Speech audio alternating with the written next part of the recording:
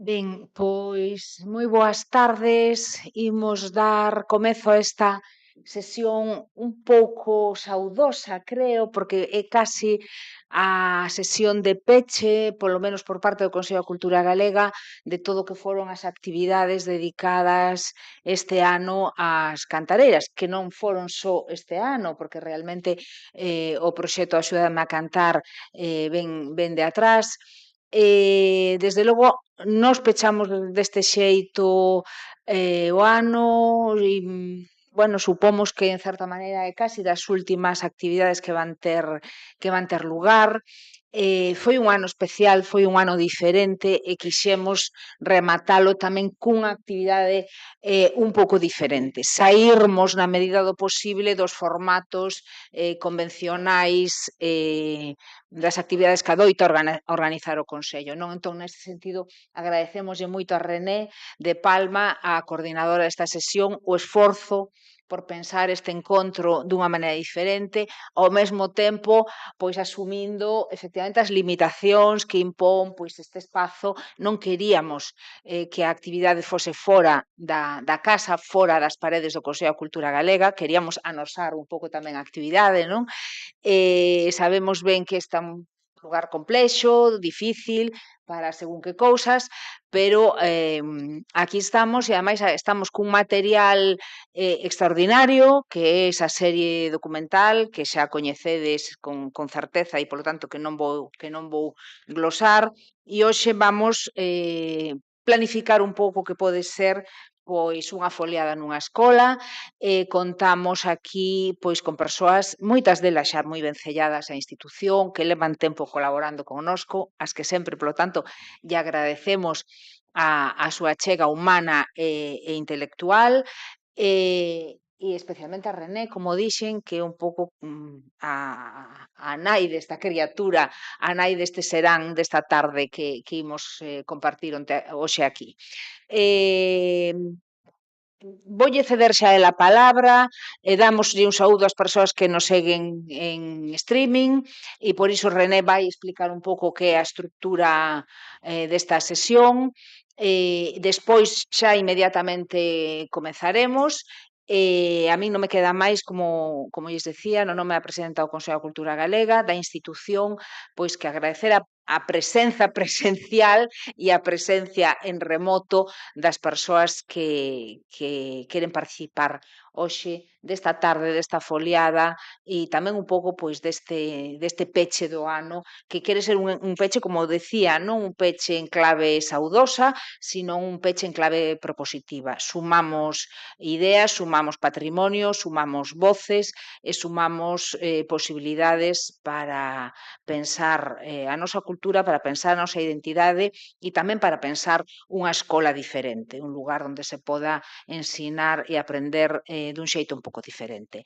Así que, sin máis, René, tes a palabra. Moitas grazas.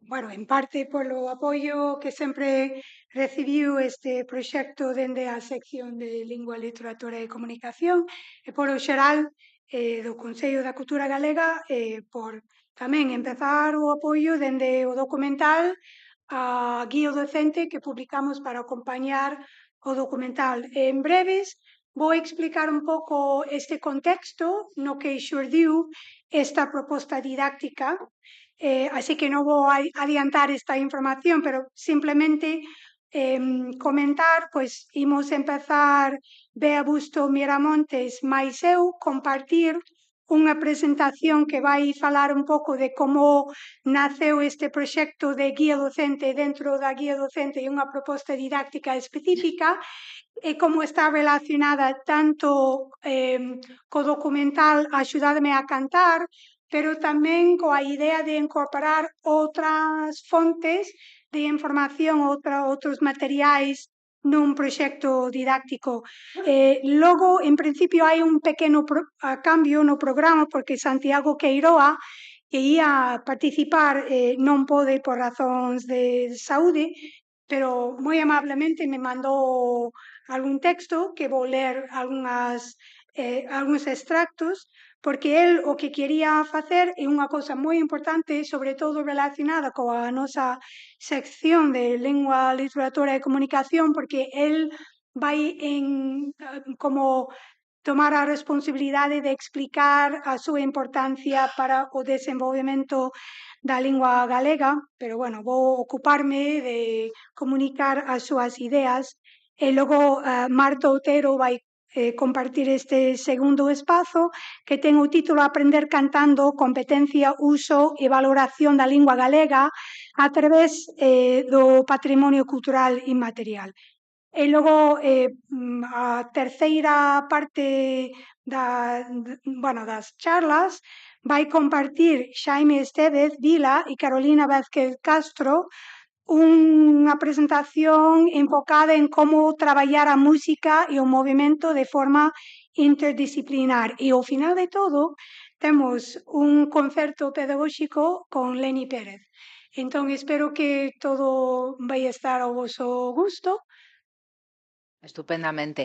Pois entón comezamos xa, eu vou chamar para que me dea o relevo a Bea Busto Miramontes, elas non necesitan presentación, estou convencida para ninguén desta sala, nin das persoas que nos seguen, simplemente sabedes que René de Palma é profesora na Universidade da Coruña, de Ciencias da Educación, e Beatriz é ahora colega da Universidade de Santiago como profesora de Antropoloxía Social.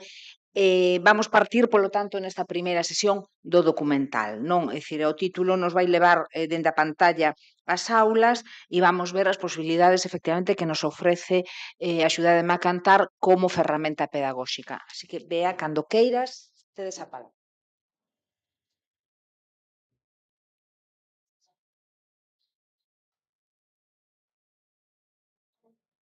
Gracias. Bueno, vou empezar, escoitadme ben? Está todo... Ok. Por dar unha pequena revisión sobre o documental que era, en principio, vai servir de como enfoque central da proposta didáctica que logo imos presentar en varios aspectos. Chámase Axudademe a Cantar, tamén era un proxecto da mesma sección de Lingua, Literatura e Comunicación do Consello da Cultura Galega, publicado en 2023. Ten 6 capítulos que están libremente disponibles na página web do Consello da Cultura Galega. Somente comentar que, bueno, a parte máis ben de investigación, produción máis científica, somos 3, eu, máis Xulia Feixó e Carme López, con Olaya Tubío e Alejandro Gándara como dirección artística. E tamén me parece importante resaltar o seu papel, porque, bueno, eu creo que podo decir isto sen moito prexuicio, pero visualmente me parece o documental moi bonito e iso non pasaría se non fose por la capacidade alta que ten Alex e Olaya. Pois mira, aquí temos na diapo as fotos das 3 persoas que estaban directamente implicadas na produción do documental, a parte de min, que me tendes aquí diante, pois Xulia, Carme, Olaya e Alex ali. Entón, recollida de datos tomou lugar entre 2021 e 2022. En que consiste? Pois maioritariamente entrevistas con persoas tocadoras tradicionais, logo persoas responsables de compilar ou recompilar esta información durante os anos 80 e 90.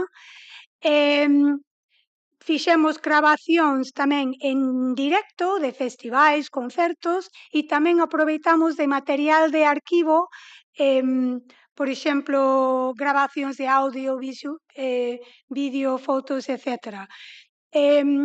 Cada capítulo ten un enfoque específico que vou brevemente presentar máis adiante, pero hai temas que empezamos con estas ideas que deberían estar presentes de forma transversal en todas as partes do documental. Primeiro, que tiña que incluir todo as 4 provincias galegas, porque non queríamos deixar ningunha zona totalmente fora. Entón, físicamente fomos a estes sitios para entrevistar, para gravar, etcétera. Queríamos enfocar neste tema un pouco triste, logo explicaría un pouco como está presentada, da ruptura de transmisión interxeracional, no, destes coñecementos, pero ao mesmo tempo e a influencia da emigración, porque en certo modo a emigración tamén contribuye en reducir, no, esta capacidade de transmitir de xeración en xeración. O documental sí que trata destes elementos un pouco preocupantes, un pouco tristes e tal, pero logo tamén queríamos enfocar en cousas un pouco máis alentadoras, como as tendencias máis recientes de recolección e divulgación, novas interpretacións, porque queríamos fuxir máis que nada desta visión museística, né, da tradición, no?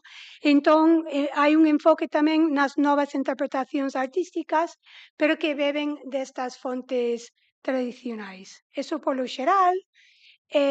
Brevemente quería comentar, logo, se alguén ten interese en ver un capítulo ou varios capítulos, repito que están libremente disponibles na páxina do Consello da Cultura Galega. Empezamos o primeiro capítulo en Toutón, porque Toutón ten a particularidade de crear un serán estilo tradicional que se chama Serán dos Namorados, pero por parte da xente da propia vila, a base das súas tradicións, pero non é unha continuidade. Entón, nos parece superinteresante esta visión. Para cada capítulo hai informantes principais que quero nomear, porque ahora estamos con esta política, por fin, de nomear as persoas que antes eran as persoas que cantaban a foliada de non sei que, non, con nomes e apelidos. Entón, entrevistamos tocadora tradicional Lucinda García Garrido, máis a súa filla, que se chama Montse Alvariño. Entón, temas que xorden especificamente neste capítulo, pois como era a estructura tradicional nos tempos antigos, de que vivía sobre todo Lucinda, Xota, Muñera, Mazorca, Vals, Pasadobre, como se organizaba, non? Aspectos sociais, falan de incidencias de sexismo que temos que recoñecer, agrupacións, por exemplo, ahora, hoxe en día, temos grupos grandes de pandereteiras ou outras persoas que están como producindo novas tradicións de cantar acompañada con percusión de man, pero tradicionalmente nos comenta, e iso xa temos tamén constancia de outras fontes, que realmente non había nunca máis de 4 típicamente mulleres, aínda que ás veces había homes, e incluso típicamente incluso menos. A mí, como profesora de Ciencias de Educación, non podo escaparme do interese de como se aprende, no, estas cousas. Entón, era unha das cousas que preguntamos. Era interesante porque Lucinda aprendeu de forma tradicional. Mais especificamente, Lucinda contounos que había unha señora maior que se sabía que tocaba moi ben a pandeireta, entón mandaron á súa casa e aprendeu tocar cun prato, no? Entón, iso sí que a mí me interesa como se aprende, pero logo Montse, a súa filla, aprendeu un pouco dunha forma que eu chamaría híbrida, no? Porque aparte de aprender das mulleres maiores da súa vila, incluindo a súa nai, pois tamén foi a unha asociación para mellorar as súas capacidades. Tamén falan moito neste capítulo de factores na desaparición dos seráns tradicionais, porque había un período en Toutón que non había nada. E por eso decidiron recuperar ou recrear os serán dos namorados que nunca existía antes como tal. Entón, retos que experimentaron no deseño desta nova tradición. O segundo capítulo, bueno, gravamos en Piornedo porque queríamos realmente recuperar unha festa que hai anualmente no mes de agosto en Piornedo dedicado especificamente ao pandeiro, perdón, a pandeira. Entón, aquí temos informantes que entrevistamos ali, que estaban ali para participar na propia festa, Inés de Naipes e Amparo Voces, e tamén entrevistamos a xentes de Revitalización, Isulina Rodríguez e Carolina Vázquez, que logo fichamos para participar na propia elaboración da guía. Entón, aquí temas incluen como a tradición supera fronteiras administrativas, porque aquí en Piornedo temos unha zona na que Galicia, Lugo en particular, comparte esta propia arte de tocar a pandeira con territorios lindeiros como Asturias, León. Falamos de prácticas socioculturais, unha das cousas que nos contaron era que había unha pandeira que era da vila e que era a propietaria era a muller máis maior e cando esta muller casou, pois logo pasou a seguinte, ¿no? Entón, prácticas culturais como estas, como se foi da borde dunha pérdida casi total desta tradición, porque había moita xente da zona que non ni siquiera sabía, ¿no? que había esta tradición tan particular de tocar a pandeira e un instrumento que non está estendida como a pandeireta, por exemplo. Entón, como chegar a unha pérdida casi total a unha recuperación e logo cales son os retos de manter este tipo de encontro interxeracional, porque unha particularidade moi bonita desta festa en Piornedo que as mulleres tocadoras tradicionais participan directamente na festa que mostran e compartan os seus coñecementos. Terceiro capítulo, imos a Liñares porque queríamos enfocar especificamente nos procesos de emigración e como tiveron que tipo de influencia, ¿no? No mantemento, nos cambios destas tradicións. Aquí entrevistamos tocadoras tradicionais Sira Paz e Orestina Busto e tamén entrevistamos a Rosalía Portos, unha filla retornada que naceu en México da diáspora galega. Entón, pois eso, eliximos este sitio porque, bueno, é un sitio un pouco famosa, ¿no? A zona de Avión por ter unha historia moi forte de emigración, pero dentro disto, evidentemente vimos como os procesos de emigración non axudan nada nos mantementos, manter viva esta tradición, pero non queríamos caer na tristeza total. Entón, entrevistamos Rosalía como un contraexemplo de todo isto, porque Rosalía, criada en México, aprendeu tocar e cantar da súa avoa. E logo estaba, no momento de facer a entrevista connosco, finalizando un proxecto de fin de curso que era un cancioneiro ilustrado baseado especificamente nos cantares do seu lugar. Entón, nos parecía especialmente bonita a contribución de Rosalía para contrarrestar un pouco esta narrativa que pode ser bastante triste, ¿no? Cuarto capítulo, aquí queríamos enfocar agora nos procesos de recollida que se levaron a cabo nos anos 1980-90 co obxectivo de ver como esta mocidade do momento urbanita foron ás zonas rurais con dous obxectivos realmente, polo tanto, o que nos comentaron as persoas que entrevistamos. Primeiro, para un pouco de competición, porque cada quen quería recoller bailes guais, músicas guais, para logo reproducir dentro das súas asociacións.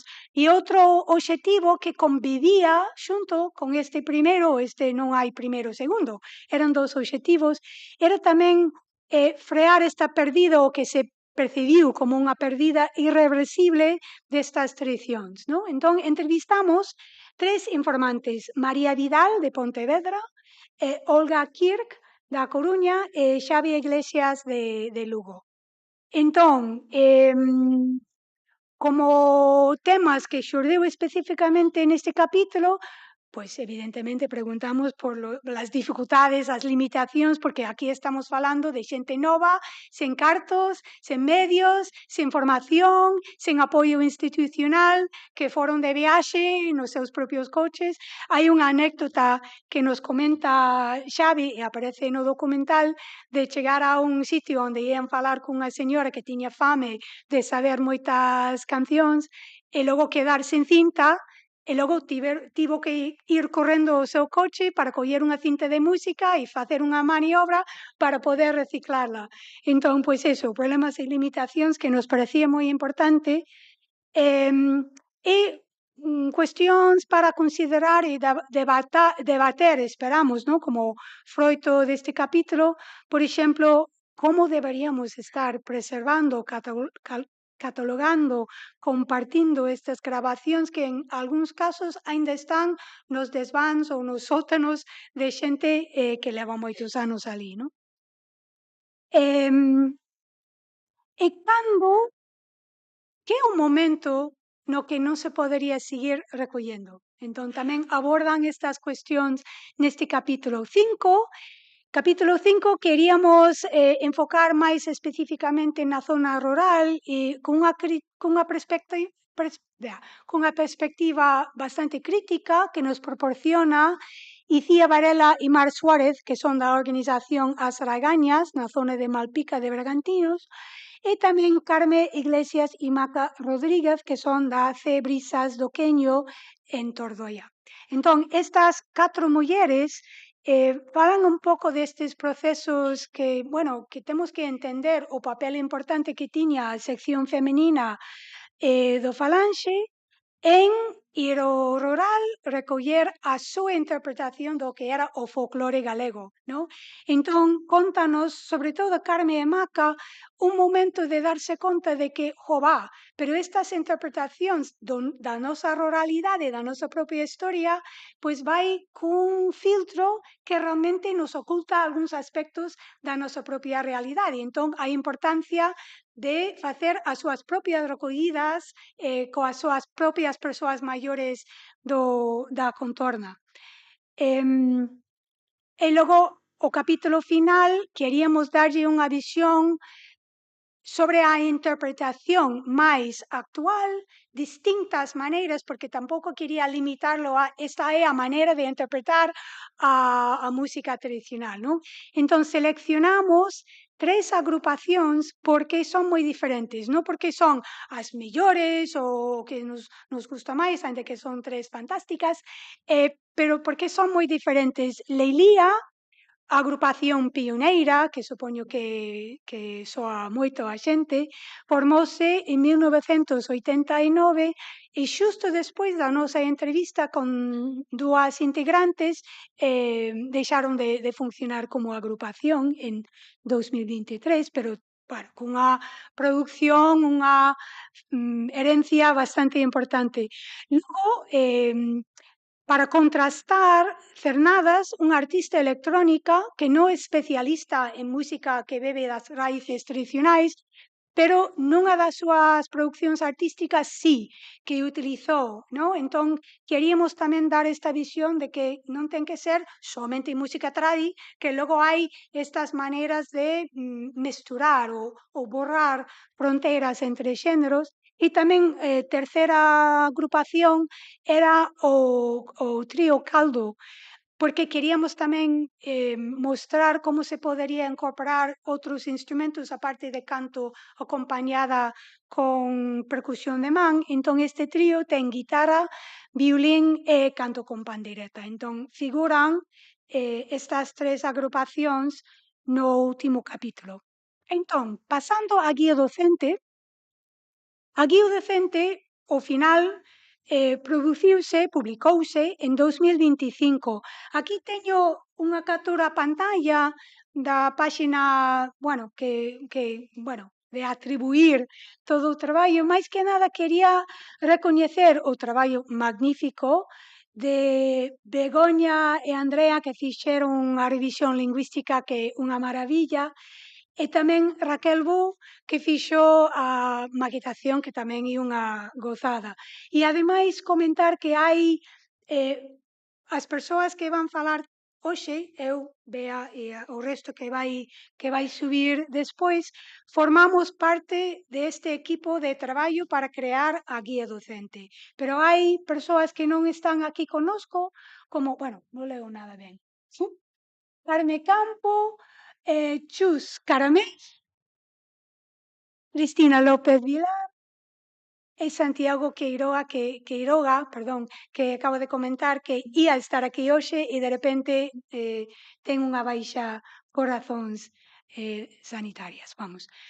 Entón, vou presentar un pouco a estructura global, vamos ver, dunha proposta didáctica, porque a guía ten un apartado que logo vai explicar un pouco máis en detalle Xaime sobre como se pode traballar a interdisciplinariedade e tamén ten un apartado que é pois a filosofía de educación que hai detrás desta guía. Pero logo pensamos, cando estábamos reuníndonos e planificando, que queremos producir algo que sería ben para unha persoa que quere ver o documental, sabe de outras fontes, materiais, recursos e quere crear algo propio entre este extremo e outro extremo dunha persoa que o mellor non se sienta moi confiada, con moita confianza sobre estes temas, que prefería algo un pouco máis directo e planificado, non? Entón, de eso nace un pouco a proposta didáctica. Entón, dentro desta guía hai recomendacións xerais, pero logo hai unha proposta didáctica que imos presentar máis en detalle hoxe, que é como se pode facer con actividades moi especificamente planificadas, con recursos, con materiais, con, bueno, xa veredes. Entón, a idea desta proposta é de crear unha foliada na propia escola, sexa o que sexa, non? En principio, as actividades están dirixidas a segundo ciclo de primaria, ¿no? Como quinto ou sexto, pero sempre se pode estender un pouco máis arriba, un pouco máis abaixo, pero a nosa idea era actividades, como se pode organizar unha foliada na escola con xente destas, máis ou menos deste rango de idades, como equipo motivador, pero que vai implicar toda a comunidade escolar. En 7 pasos. Entón, os 7 pasos son, primeiro, entender exactamente que queremos decir cando falamos de foliada, históricamente e actualmente, como relaciona o concepto da foliada como baile comunal no proceso global de crear comunidade e como se pode aplicar o contexto dun centro educativo. Terceiro paso está máis enfocada en aspectos de baile. Cuarto paso, máis enfocada en aspectos melódicos. Quinto, textuais, compilar, buscar e incluso crear novas coplas. Sexto sería entrar un pouco máis no tema de instrumental e o sétimo é celebrar a propia foliada no centro. En cada paso hai dos elementos importantes e somente vou utilizar estes dos exemplos para bueno, explicar como está organizado, pero esta estructura repítase en todos os pasos. Primeiro, sempre hai un apartado de orientación xerais para o profesorado. Por exemplo, no primeiro paso explícase que utilizamos en gran parte o exemplo da recuperación ou creación serán dos namorados como unha maneira de motivar e guiar incluso o proceso de facer algo parecido no propio centro. Entón, pois eso, é un aspecto máis textual para explicar ao profesorado en que consiste, cales son os obxectivos e os enfoques de cada paso. E logo, por exemplo, hai unha serie de actividades, entre 5 e 7 actividades moi precisos e específicos que se pode levar a cabo, adaptar, seleccionar ou facer todo. Eso é segundo os intereses de cada profesorado, non? Para exemplificar unha actividade, temos aquí unha actividade en que hai que escoitar ou ver un extracto deste capítulo no que Lucinda e Monse fala un pouco de como pasou para desaparecer estas tradicións en Toutón. Entón, imos escoitar, imos responder a unha pregunta. A pregunta é: Lucindo comenta que os seráns tradicionais de Toutón desapareceron en 1965 e logo se retomaron en 1996, que se cita como fonte de inspiración para esta decisión. Entón, elas falan de Xisco Feixóo, Leilía, Luís Prego, que foron ali para recoller. E neste proceso de recollida inspiraron as propias persoas de Toutón, tocadoras tradicionais ou non tan tradicionais, de organizar a súa propia festa. Entón, tendes unha posible pregunta e tamén unha explicación de que tipo de resposta podemos esperar, non? Vale, para dar unha idea.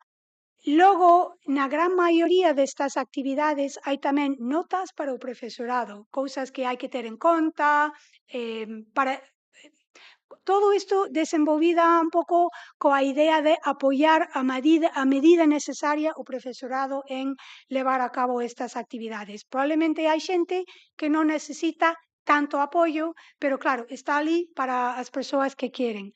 E aquí somente quería resaltar outro aspecto importante destas actividades polo xeral, non todas as actividades, pero moitas actividades ten este enfoque en abrir a escola ao territorio local e máis alá, porque tamén hai unha actividade que sería investigar sobre que elementos destas tradicións se están levando a cabo nalgún centro galego en outra latitude, que pode ser ou dentro de España ou fora de España.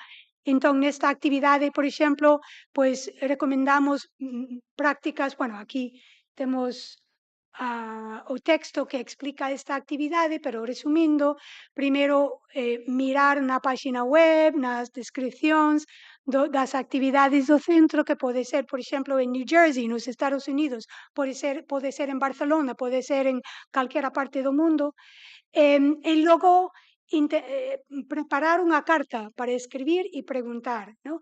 Que cancións se utilizan? Como se organiza a aprendizaxe? Que tipo de festas se levan a cabo no centro? Logo hai outro tipo de actividades que é máis para como aplicar unha mirada etnográfica ao local, que sería, por exemplo, unha actividade no que as persoas teñen que buscar definicións que están nunha das fontes externas que proporcionamos. Cales son as definicións que propias persoas que participan en foliadas ofrecen para unha foliada e logo comparar estas definicións que podemos chamar EMEC, ¿no? Que dende a perspectiva da propia das persoas que participan directamente nunha experiencia sociocultural, coa definición que podemos definir como ETIC, que é unha definición máis institucional e máis oficial, ¿no? Logo temos outra actividade para coñecer instrumentistas. Si quen da nosa aula, do noso cole, toca instrumentos, que tipo de instrumentos, si hai alguén que quere ir á aula e tocar o seu instrumento, non limitando o instrumento que se pode concebir como tradi, pero calquera instrumento, ¿no? E logo, como investigando tamén, porque temos que ter en conta que a nosa contorna local non é exclusivamente de persoas que ten familias que por xeracións e xeracións vivían en Galicia, ¿no? Tamén temos que entender e comprender a diversidade que pode vir incluso da migración. Entón, esta actividade que se chama Investigando o Mundo Festeiro implica entrevistar ou consultar con xente dos barrios, incluso si non coñecemos a ninguén, podemos ir a unha ONG e buscar información para investigar sobre outras modalidades de festas que pode haber en outras culturas que poden estar tamén asentadas no noso propio territorio. E na nota para o profesorado aquí, porque tivemos a idea de que o mellor pensan na inmigración e non pensan nas poboacións que sí que levan aquí como parte da nosa cultura dende hai tempo. Entón, para lembrarse de tamén consultar coa xente romaní ou xitano, que tamén pode vivir tamén na propia bisbarra.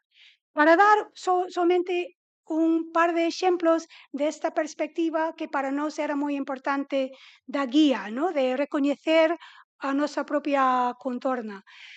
Para finalizar a miña parte, e logo Bea vai falar un pouco máis sobre fontes que se poden utilizar aparte deste documental, pois a idea era, pois paso 7 é chegou o día a festexar. Entón, somente quería comentar que non é un día puntual, porque neste paso falamos de preparación previa que temos que facer para organizar, formar comisións de cuidado, que deberían ser colaborativas, representativas de toda a comunidade escolar, crear e personalizar o espazo e como parte deste traballo paulatino de crear e personalizar o espazo, algúns dos produtos das actividades nos pasos anteriores poden xurdir produtos para logo incluso incluir no espazo.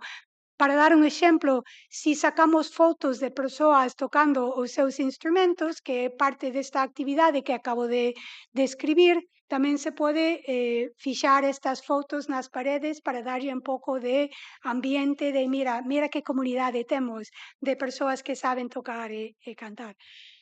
Anunciar o evento porque hai un traballo publicitario que hai que facer e logo durante a propia celebración da festa hai que alguén, varias persoas, preferiblemente, ten que estar ali asegurando que a participación e desfrute é común para todas e todos. Por exemplo, crear un espazo, un punto violeto, estas cousas que normalmente se recomenda de forma xeral para calquera evento saudable, non?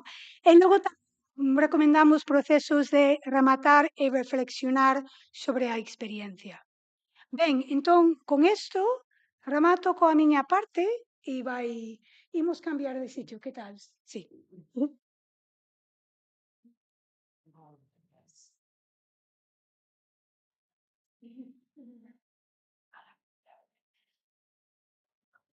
Grazas. Ai, un segundo aquí. Grazas, René. Bueno, boa tarde a todas e todas. Vou recuperar unha viñeta anterior, que era esta, para facer así como unha breve introdución á miña parte. Bueno, grazas a todas por estar aquí, a todas as persoas que nos estades seguindo dende a casa. O obxectivo da miña breve participación, en realidade, é presentar unha serie de recursos útiles, non, que están relacionados con este universo, sí, e que coidamos que son ou poden ser de utilidade para o profesorado, tanto en términos de documentación como en termos de inspiración pedagóxica, non? Ben sabemos que non todas somos especialistas en tradición oral, non todas temos por que ter formación específica, non todas temos por que cantar ben ou bailar ben e non todas sabemos en que consiste incluso pois, un xénero doutro e obviamente o profesorado é moi diverso e considerábamos que non se pode asegurar que efectivamente todo o mundo teña o mesmo dominio sobre este terreo, entón pensamos en como outros recursos que interseccionan con esta guía docente serven para botar man por parte do profesorado para poder montar este proxecto. Antes de pasar a brevemente expoñer os diferentes recursos online e en aberto que toca esta guía, para que todas vos dotedes deles cando necesitedes. Antes quería recuperar un pouco o sentido da guía, porque como mestra que fun de primaria e tamén de secundaria en educación musical, podo entender perfectamente como a un claustro de profesorado se lle presenta este proxecto diante diga, que guai, que bonito, que ambicioso, non sei se teño tempo, non sei se é posible. Entón, por iso, o sentido da guía é precisamente construir como se faría unha foliada en 7 pasos, digamos, non?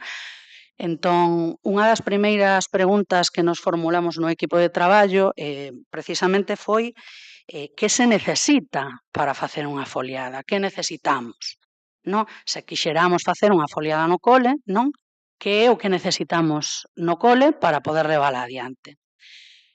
E o que necesitamos, pois, basicamente son moitos elementos integrados entre sí, pero que en realidade non é tan difícil en realidade de levar adiante como despois veremos, non? Entón, pois necesitamos melodías, necesitamos xente que cante, xente que baile, necesitamos comunidade, necesitamos mínimo organización, necesitamos pois instrumentos, pero non necesariamente instrumentos en términos organolóxicamente mercados, non? Ou digamos, podemos facer tamén obradoiros de talleres ou talleres de instrumentos na aula.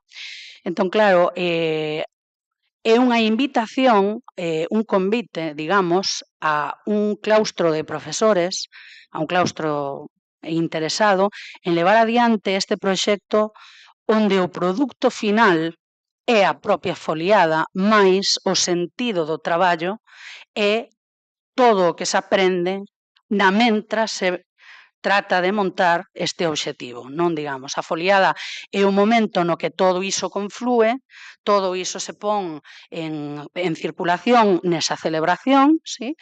Pero en realidade hai unha serie de coñecementos de diferentes áreas que teñen que ver ca escola, sí? Nos diferentes ciclos, porque isto está pensado, como dixo René, para terceiro ciclo de primaria, pero é algo que se pode levar tamén á secundaria e é algo no que se pode implicar un centro educativo ao completo, digamos, non?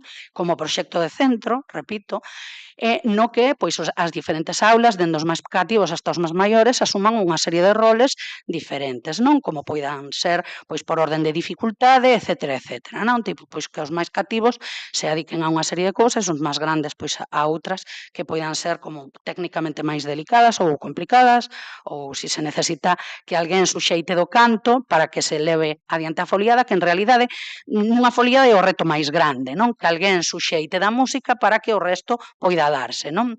Para que haxa celebración, para que haxa baile e para que haxa, bueno, disfrute durante horas, digamos, non? Ese é o reto máis grande, non? Entón, claro, as áreas que están relacionadas ca nosa guía docente, entón directamente relacionadas son a área de música, obviamente, e a área de lingua, pero consideramos que non son, porque se entendemos que unha foliada é un proceso participativo no que forma parte toda unha comunidade, entendemos que unha foliada debe estar aberta á comunidade, é dicir, que esta é unha disculpa tamén para que o cole se abra o territorio e o territorio entre na escola e a escola salga ao territorio, sí, para que entre ambos espazos de socialización, sí, se construa colectivamente este produto final, non? Co paso do tempo, co paso dos meses e ata o final, non?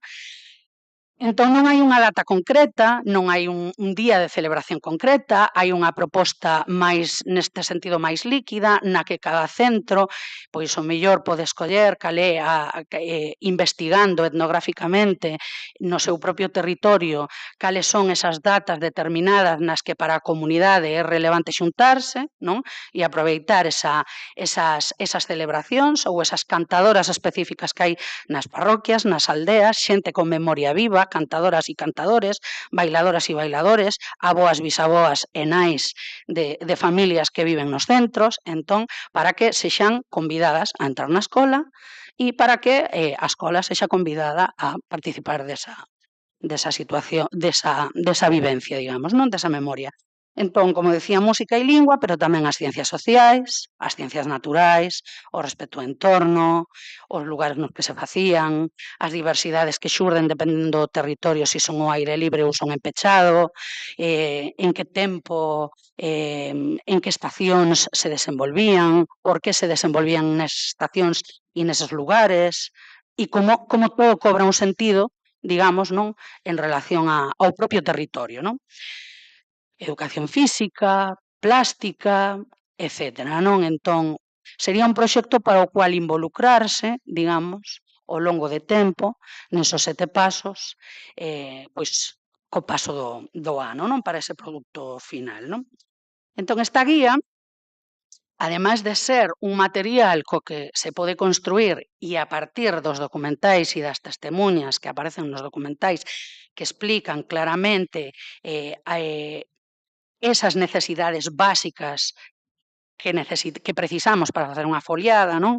Que é un serán, por exemplo, en Tontón, que é unha pandeira, que é unha pandeireta, non? Que é un pandeiro, cuáles son as zonas dos adufes, como se relaciona todo isto ca migración. Estas son os ítems que se tocan no documental que falaba en Axuda de Macantar, non?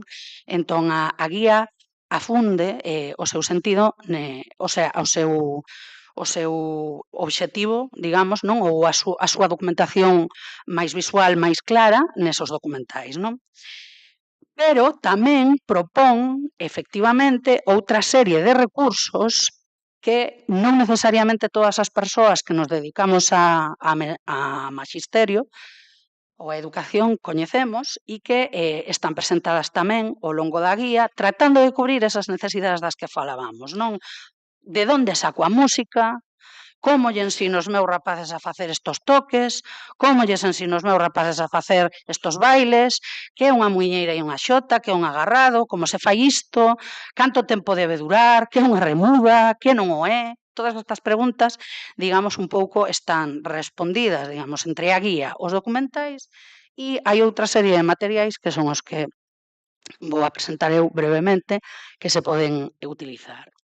Bueno, este é un material que se editou este ano, eu fui unha editora, presento porque é un material, xa se presentou, vou a pasar moi brevemente, pero é un material que, digamos que está relacionado ca guía en cuanto que precisamente para as Xornadas das Letras Galegas o que pretendía este material era mostrar que en cada lugar hai sustrato oral, cultural, musical, femenino, é dicir, que en todos os lugares do noso territorio cultural hai oralidade e memoria oral, sí? Viva, sí? Aquí temos, por exemplo, a Inés de Naipes, falounos René Dela, que participa no noso documental. Este é un proxecto no que hai un estudio ensayo que o profesorado pode ler para ver de dar unha orientación pois antropolóxica específica á cuestión e logo, si navegamos pola páxina do Consello da Cultura Galega, no material Agora vou cantar eu, veremos que o libro está descargable e hai unha serie de mulleres representadas, cantadoras patrimoniais relevantes, varias delas xa morreron, pero algunhas delas aínda viven, e en cada unha delas, ademais, pódese efectivamente entrar, por exemplo, abríamos antes a Hilda Álvarez, que foi unha cantora do Caurel absolutamente espectacular e maravillosa, sí? E aquí podes entrar, como se pode ver, a repertorio, sí? Repertorio transcrito, sí? A ver si carga. Bueno, debería ser un PDF. Vale. Aquí está, vale. Abriríase un PDF ca imaxe con un QR para que os propios alumnos tamén poidan navegar a través do QR e coa transcripción do texto, sí, desa cantiga. Hai diferentes tipos de repertorio, sí, e básica. E arroz estanteiro, gran costurera, e onde está cosendo no cuartiño da talleira.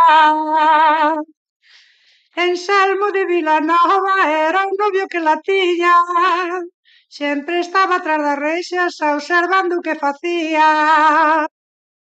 Ben, aquí hai nesta publicación, que como digo é deste mesmo ano, sí? Hai tamén, como se ve na páxina web do Consello, unha serie de puntos nos que se pode xeocalizar cada unha destas cantoras e outras cantoras que aparecen na escolma dese libro que tamén é descargable, onde se pode acceder a unha especie de cancioneiro de coplas, sí, recollidas por Dorothy Schubar no seu traballo de campo no ano 1979 ou 81, sí, arredor de, bueno, desta cuestión. Aquí podes descargar o libro, sí? Vale, outro material moi relevante que está colgado online, un é moi técnico, que este, o Cancioneiro Popular Galego, digamos que é sobre todo para especialistas de música, digamos, non? Pero que está unido entre sí, pois un é o Cancioneiro Popular Galego de Dorothy Schubar e Antón Santamarina, que está colgado online en documentos en PDF, sí? Na páxina web da Fundación Barrio de la Maza, sí? Digo que técnico porque é un traballo tremendamente riguroso e técnico, musicolóxicamente moi técnico, entón é certo que se necesitan coñecementos musicais para poder, como decir, chegar a comprender de que vai toda esta cuestión, pero bueno, entendemos que os profesores de música de educación primaria e educación secundaria manexan tamén este tipo de materiais. Aquí están os anexos, que son descargables, ¿sí? Con todas as transcripcións musicais en partitura de Doroté, ¿sí? E aquí está tamén un descargable co tomo das letras, ¿sí? Polo tanto, aquí, neste material concreto, pódense descargar todos os tomos do Cancioneiro Popular Galego e Dorothy Schubar, sí? E manexalos, e estudialos, e demais. Como digo, é un material bastante técnico, pero bueno, hai partituras, aparece un índice moi ordenado no que se poden consultar, pois, por exemplo, sí? Ai, perdón. Vale. Vale. Sí, vale, vale. E, continuando,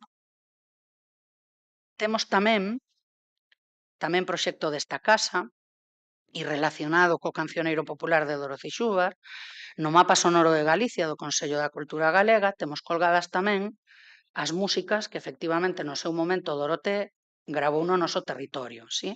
Entón, accedendo a este enlace, sí, podemos obter por territorios, como digo, gran parte das músicas, sí, que foron gravadas por Doroté. Non é fácil, ademais, acceder a elas, están arquivadas no APOI que presento agora e aquí no Arquivo Sonoro de Galicia do Consello da Cultura Galega e poden ser consultadas para traballar directamente estes materiais, vale? Que máis temos? Temos bueno, a min este recurso pareceme utilísimo, sí? O TILGA, vale? O TILGA, Tesouro Informatizado da Lingua Galega, é un proxecto dirixido por Antón Santamarina, polo Instituto da Lingua Galega, sí? Tremendamente útil para facer búsquedas por lemas ou palabras gráficas para atopar coplas que foron cantadas e documentadas, obviamente, en cancioneiros dende o século XVII, XVII ata hoxe. Vale? Entón, por poñer digamos que un profesor di, vale, de onde soco coplas? Pois de aquí. Aquí están todas as coplas documentadas recollidas, vale? Entón, por exemplo, eu poño no buscador a palabra foliada para que me salgan todas as coplas posibles que están recollidas e documentadas alrededor da palabra foliada e aquí aparecen todas as coplas, che, aparecen todas as coplas documentadas, como digo, en diferentes documentos dentro do século XVIII, como vemos, o primeiro documento que temos aquí xa son os coloquios de Sarmiento, Cernadas, etcétera, etcétera, etcétera, e chegando xa a, pois, os últimos as últimos, digamos, cancioneiros, non? Picando en cada un deles, sí? Podemos acceder á copla completa, sí? Neste caso, pois sería, pois, por exemplo, esta, non? Unha vez era un gaiteiro que viña dunha foliada e veulle o sone o chegar a Ponte de Pazos, etcétera, etcétera, etcétera, vale? Aquí temos, entón, un recurso fenomenal, absolutamente fenomenal, para facer buscas sobre textos, vale? Tesouro informatizado da lingua galega. Vale. E despois temos tamén o arquivo do Patrimonio Oral da Identidade do Museo do Pobo Galego, sí? que, como sabedes, é o arquivo sonoro, vamos a decir, do Museo do Pobo Galego, no que hai moitos arquivos persoais, sí, de persoas privadas, sí, que depositaron a súa documentación, as súas recollas, das que falaba antes René, no APOI, digamos, non? E a min o APOI pareceme moi útil de manexar por varias razóns de cara a esta aprendizaxe da foliada na escola. Primeiro, porque está o audio, sí? Ou o baile, porque tamén hai documentos de baile. Primeiro, porque está a música descargable, disponible, totalmente disponible online e descargable para levar a aula, para practicar na aula, para aprender na aula. Segundo, tamén a partitura transcrita, sí? En moitísimos dos materiais, sí? Transcritas por Sergio de la Osa. Terceiro, transcripción do texto. Xa non se necesita moito máis para montar unha foliada do que está aquí no APOI. O sea, o audio, o texto, a partitura, sí, e unha cousa moi interesante, bueno, por suposto, a idea, a colección, quen foi o compilador, en que ano, o territorio no que se recolleu e o informante que o cantou, que neste caso foi Rafael Suárez e Elvira Iglesias, e logo unha cousa moi interesante que a mí me parece moi a ter en conta de cara a ensinarlle aos nosos rapaces e rapazas como se fai unha ficha de rexistro etnográfico. Sí? Obviamente non ten que ser un rexistro dunha catalogación museolóxica supercomplexa, pero é moi relevante e moi interesante que os rapaces entendan tamén que a memoria chéganos ou que isto nos chega grazas a unha cadea de transmisión no que hai varias persoas inmersas, non? Dende a persoa que consigue o contacto da persoa que canta, a persoa que canta, a persoa que che abre a porta para que esa persoa che cante, a persoa que compila, que grava, a duración, etc., o soporte, etc. Non? Entón, a min pareceme super interesante e moi bonito que os rapaces e rapazas tamén aprendan a rexistrar, sí? A xente da súa propia comunidade que dispón de memoria oral, sí? A través dos exemplos que poden ver, tal que aquí, por exemplo, non? Pois, neste caso, pois temos a Rafael Suárez cantando, vou intentar abrilo.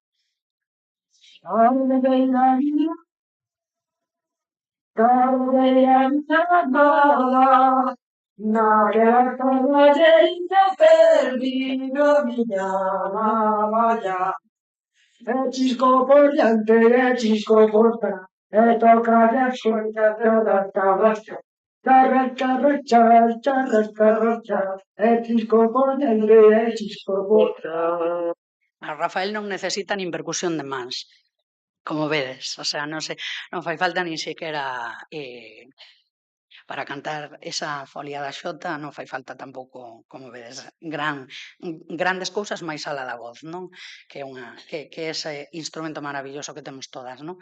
Entón, pois, como vemos aquí, tipo de rexistro, evento, pois mero, bueno, foi o compilador, pois neste caso en Mesía, no ano 1977, etc. Estos son datos musicais que teñen que ver co incipit textual e co incipit melódico, que pode ser interesante para os profesores de música, pero nada máis, vale? Para os rapaces e rapazas, obviamente non, pero bueno. E, se non recordo mal, tamén no APOI, se non recordo mal, tiña un vídeo. E tamén no APOI podemos acceder a vídeos de rexistros audiovisuais gravados por compiladores e compiladoras nese boom das recollas dos anos 80-90, do que nos falaba René, no que se pode ver bailar a xente para poder axudarnos a aprenderlle os nenos e nenas.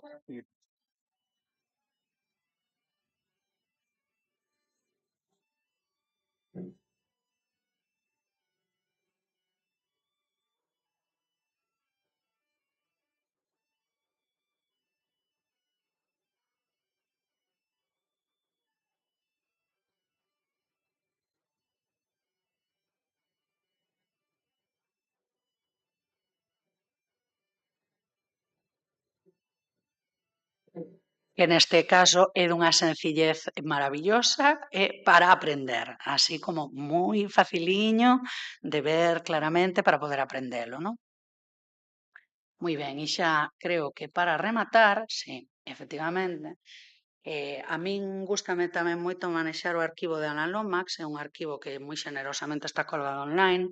Alan Lomax, para quen non o sepa, que supoño que a estas alturas xa o saberá casi todo o mundo, foi un endomusicólogo norteamericano, estadounidense, que nos une a moitos povos do mundo a través da etnomusicoloxía, porque Alan Lomax coincide que tanto ten gravada a documentación musical e rexistro sonoro das cárceles de Mississippi, sí, e o blues máis de la cuenca Mississippi, como señoras de Granada, señoras galegas, Marruecos, etc. Non? Entón, Alan Lomax, como etnomusicólogo, é unha persona que nos ten documentado a moitos povos, sí? E o seu arquivo é un lugar increíble para coñecer ese universo seu, non? Esta é a súa páxina web, bueno, a páxina web do seu arquivo, e aquí pódese, pois, explorar a través de diferentes materiais, fieldworks, traballos de campo, coleccións de traballos de campo, sí? Como vedes, abriu un mapa no que aparecen diferentes punticos, sí? No que poderemos viaxar pois por diferentes lugares do mundo. Estes sí que son viaxes polo mundo, digamos, non musicalmente. Pero se nos vamos aproximando ao noso territorio, a ver se dou aquí, porque eu non estou afeita a facelo aquí. En España estuvo gravando no ano 1952-53 e, por suposto, estuvo gravándonos aquí en Galicia, sí? E os primeiros documentos, sí, sonoros que temos de informantes directos, sí, os máis antigos que temos de campo, precisamente son seus, digamos. Pois, por exemplo, aquí en Ío, que é moi mítica, temos, por exemplo, esta que é moi bonita. Sí? E tamén temos gravado, efectivamente, a ficha de rexistro, de título, neste caso, o cantante é un home non identificado, sí? Que empeza cantando un canto libre, que é un alalá, sí? Para pasar a unha muiñeira bella para que vexades o increíble e o fácil e difícil que facer isto, acompáñase cas mans, fai unha percusión cas mans, en muiñeira bella. Axovíasme de lonxe como can que vai perdido.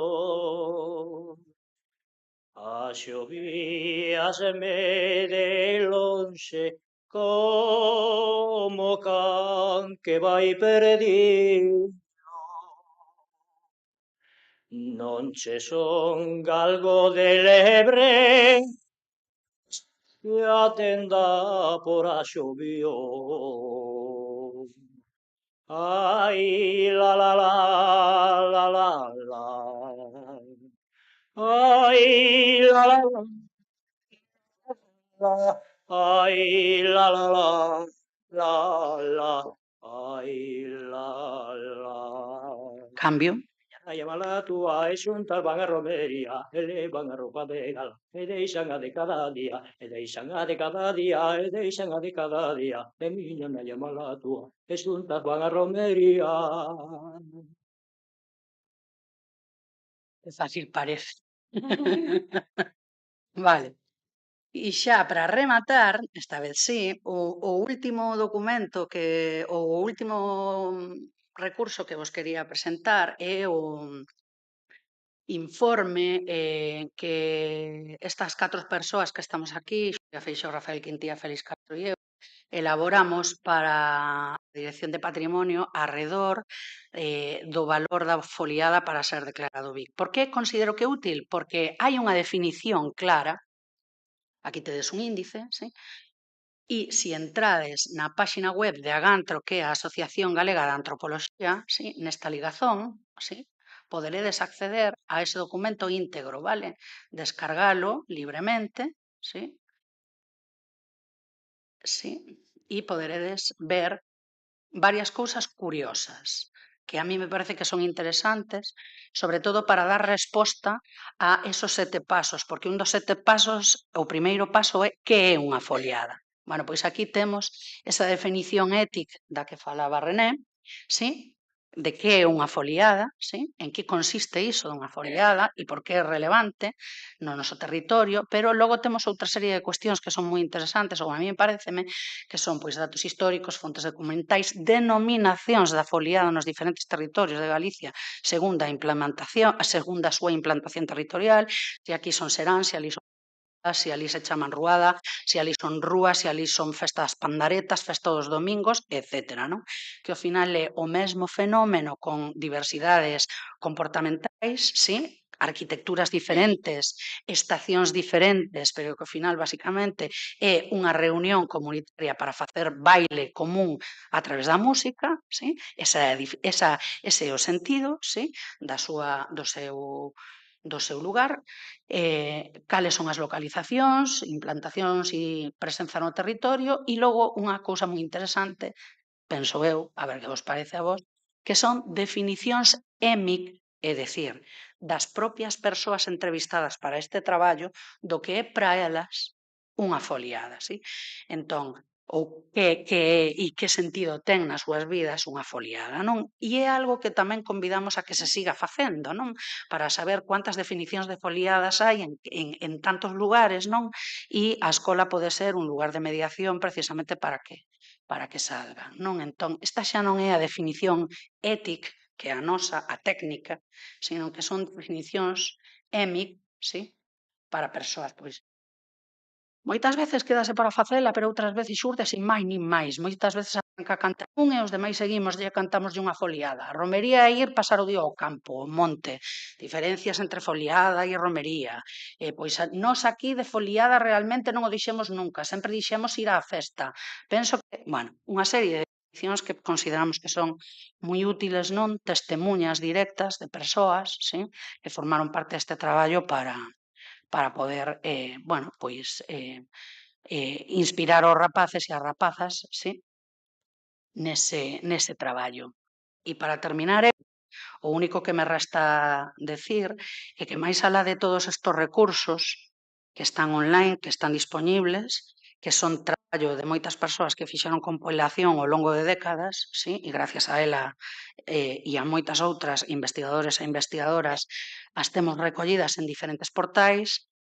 Queremos invitar, e con isto vou a dar paso tamén ás seguintes compañeiras, que a propia comunidade é un arquivo vivo. É dicir, que non só é un arquivo aquelo que está no arquivo, sino que as persoas e as súas memorias arquivan información. Eso é a memoria, basicamente, un arquivo memorístico, sí? Oral, inmaterial. Entón, o verdadeiro valor tamén non é utilizar só os recursos online que temos disponibilizados, que como vemos son moitos. De feito, hai máis, o sea, non os trouxen todos, pero, por exemplo, Luís Prego é un arquivo en si mesmo. Por exemplo, Luís Prego ten un arquivo en Facebook que se chama Un punto día e creo que ten 50.000 puntos ali diferentes bailados. O sea, ti vas a Luís Prego, Un punto día e verás un punto e logo verás outro punto didácticamente. Entón, poderán os profesores e as profesoras aprender puntos xa solo con Luís Prego, digamos, non en Facebook. Que é superútil. Entón, a comunidade como arquivo, é dicir, salir afora o territorio, a parroquia, a aldea e saber, chegar a comprender, chegar a coñecer territorialmente, chegar a coñecer o territorio e a comarca e o contorno a través das súas persoas, das súas memorias e daquelas cousas que coñecen, que saben e que arquivan nos corpos, a través do baile, nas memorias, nas súas voces, etcétera, non? E como todo eso pode, efectivamente, e debe alimentar, pois, e inspirar o proceso educativo, non? Entón, está un pouco a invitación e estes son os recursos principais dos que o profesorado se pode valer para levar adiante neses 7 pasos e conseguir, efectivamente, ese último momento de celebración, ben sexa porque o decidín un neontroido, ben sexa porque o decidiu en fin de curso ou en San Xoán. E xa está. Gracias, Bea. ¿Puedes poner a diapo de Santi? Pois, sí. Bueno, agora como o noso compañeiro Santiago Queiroga non pode estar aquí, somente de forma breve temos a diapo que el preparou porque el vai compartir a presentación Aprender cantando, competencia, uso e valoración da lingua galega a través do patrimonio cultural inmaterial con Marta Outero. Marta é mestra de música no CEIP do Foxo, en Pontevedra. Non sei se Marta se queres subir ou queres esperar, como queiras, porque o que vou facer é resumir un escrito que nos mandou Santi, que Santiago Queiroga é orientador no CEIP das Mercedes en Lugo, e o que vou facer... Que hora é, Marta?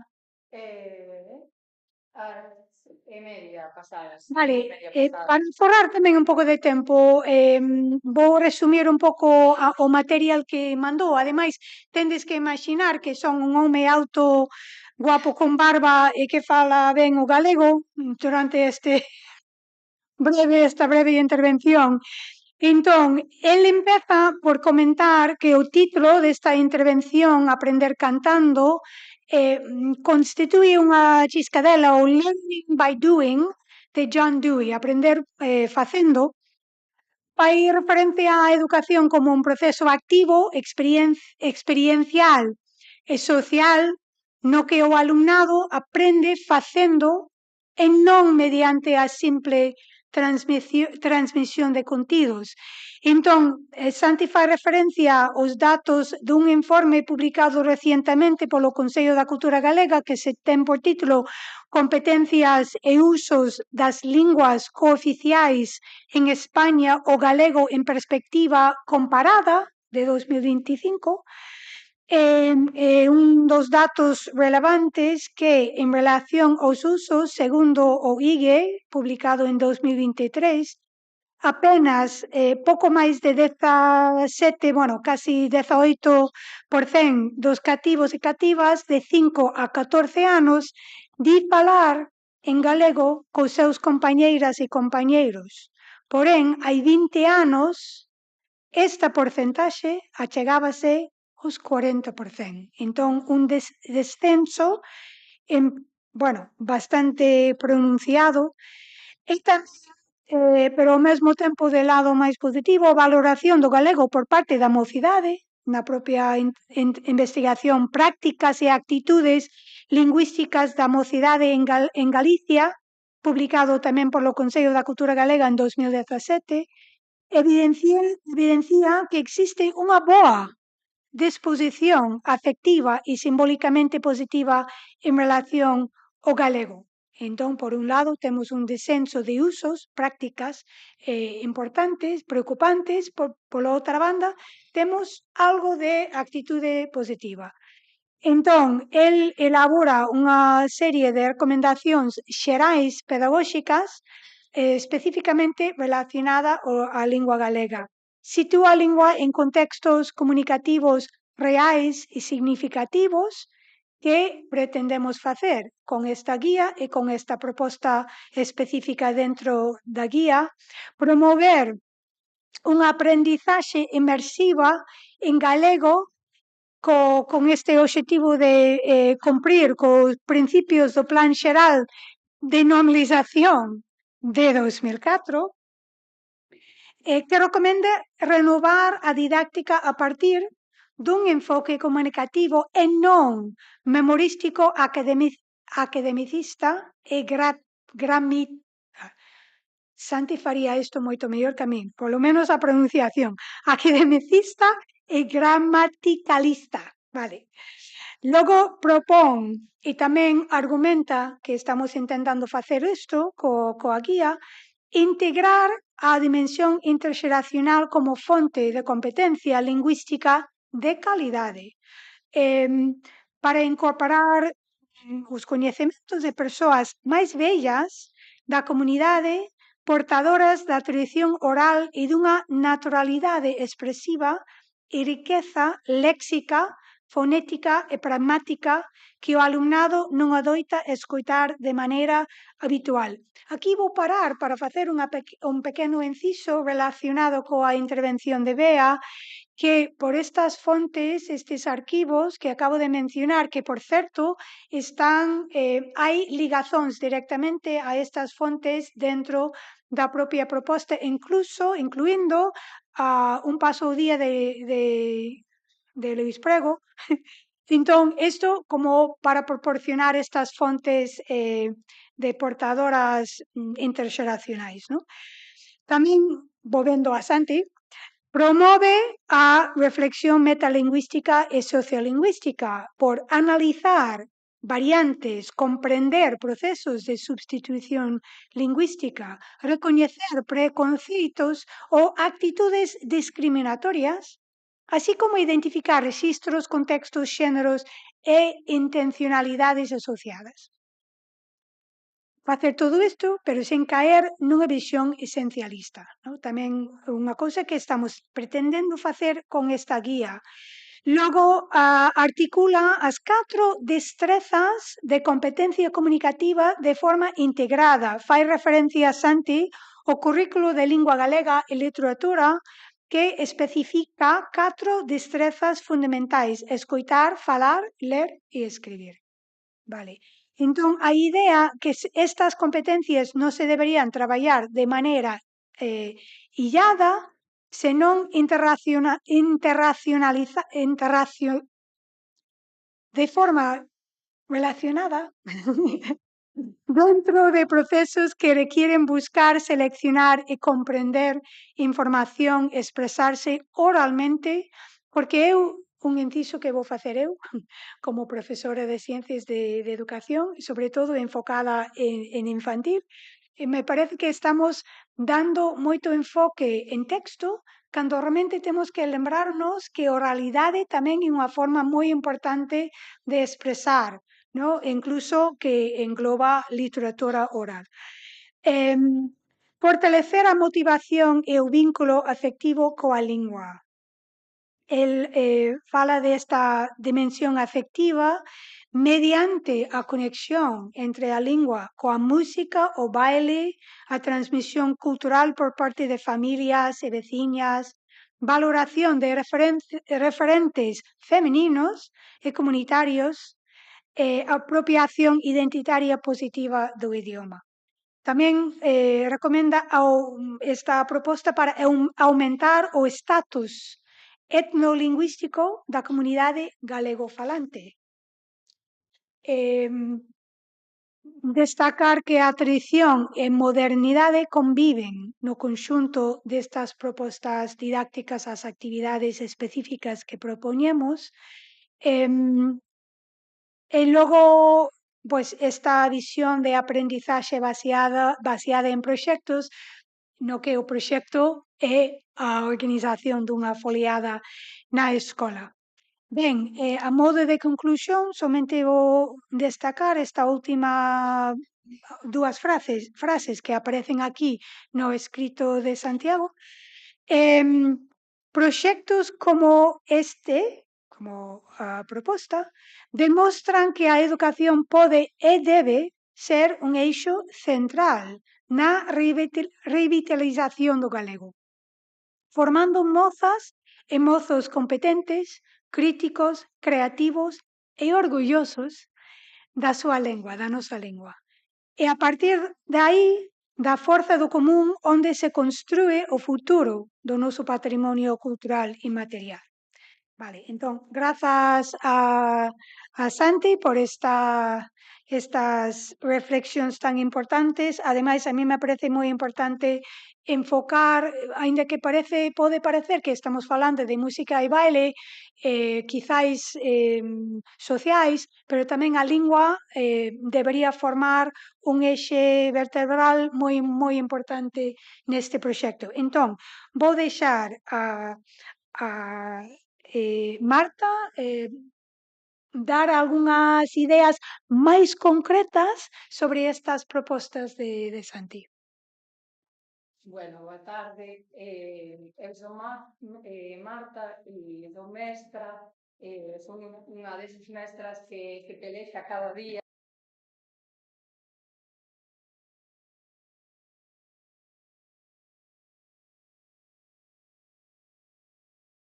Ai, vale. Pois ben, nada, como vos dicía, que son Marta e son unha destas mestras que se pelexa cada día. Isto... Seguinte. Aquí. Vale, por levar a práctica dentro da aula, trasladar á aula pois todo isto que vimos falando na guía. E, bueno, podemos facelo, veño contarvos un pouco como poderíamos facelo, non? Eu pensei na miña práctica diaria e digo, como se pode poñer en práctica todo o que vimos na guía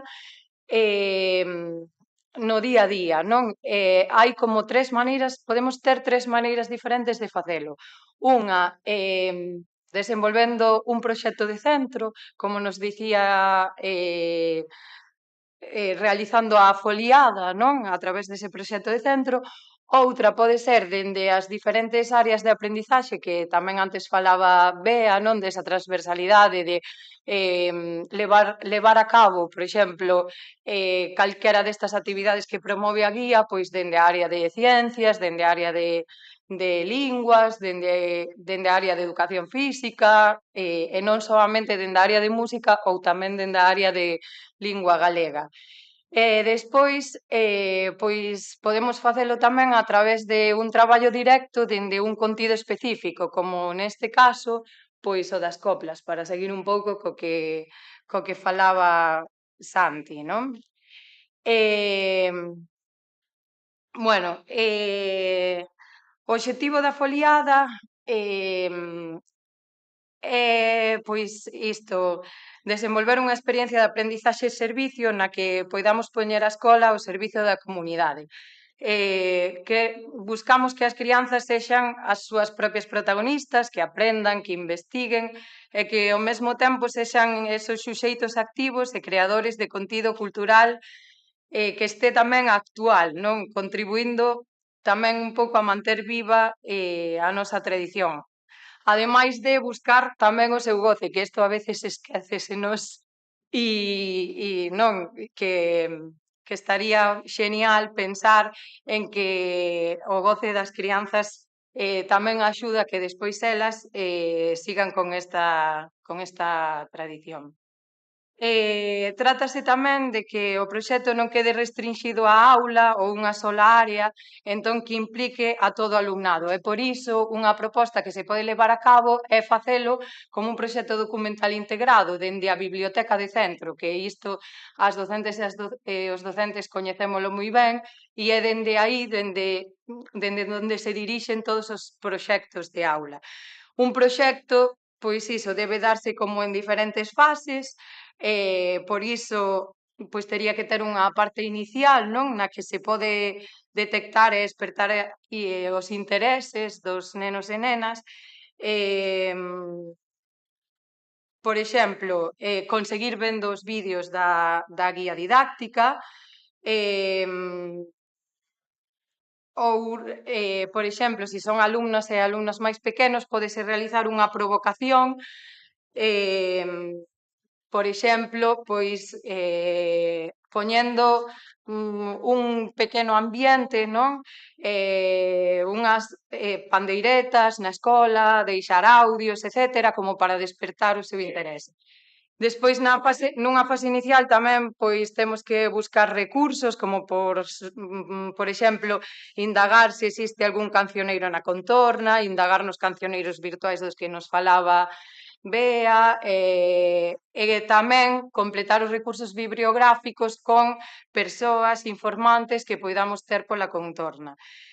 Despois, nunha fase inicial, tamén temos que ser conscientes das posibilidades do centro e investigar se hai algunha crianza, por exemplo, ligada á música tradicional ou se hai unha asociación próxima pois que nos poida axudar a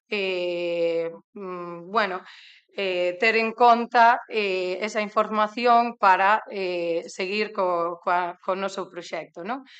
Outra fase que poderíamos considerar para facer a foliada pois establecer a fase da planificación, non? Establecernos os obxectivos, entre eles debe de estar iso, o goce, a creación e a transmisión, establecer responsabilidades, o que falaban antes de crear as comisións de coidado para trazar o evento, a comisión encargada de xantar, a comisión encargada do baile, a comisión encargada da música, e despois fixar no calendario pois trazar mini foliadas antes da gran foliada final,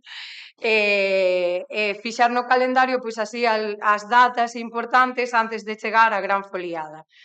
Outro punto que se pode dar para facer a foliada é o desenvolvemento, non? A realización aquí pode entrar a realización de obradoiros que pode ser ou ben con unha persona experta na materia ou ben dende as diferentes áreas, traballar contidos propios dunha foliada, como o canto, a música, o baile, e despois xuntalo todo.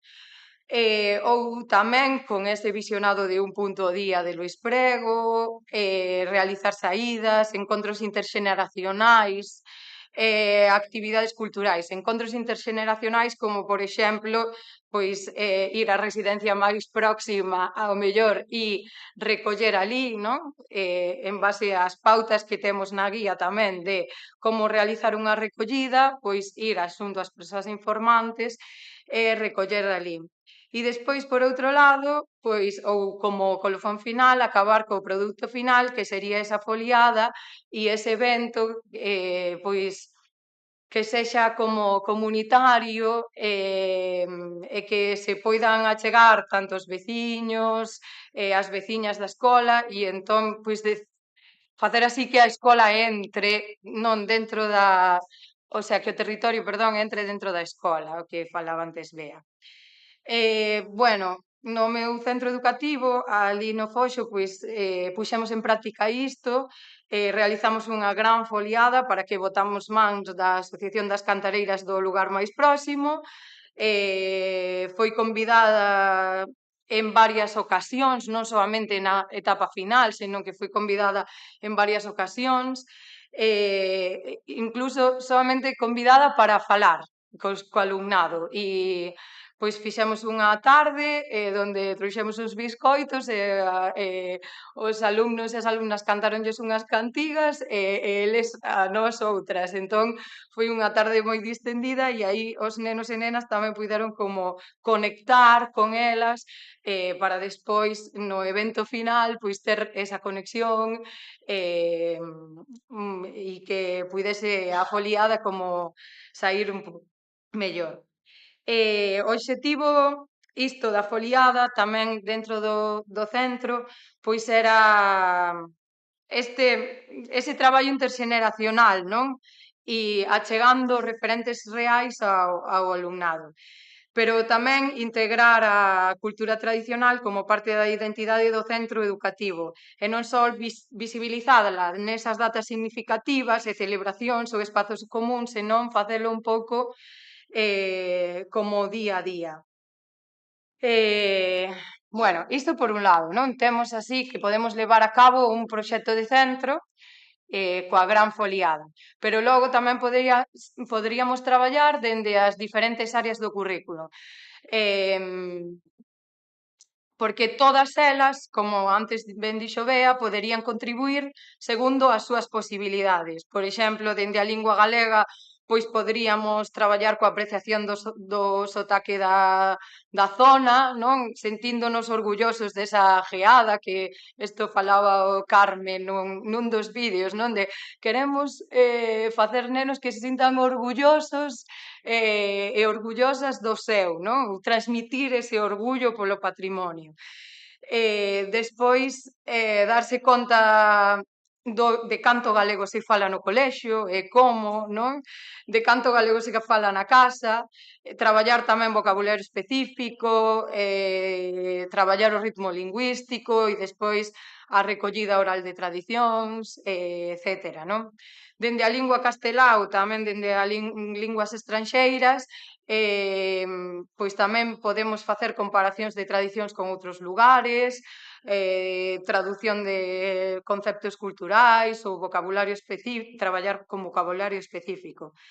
Dende as matemáticas, por exemplo, podemos analizar patróns rítmicos ou simetrías nas coreografías a partir de, por exemplo, elementos como os mins.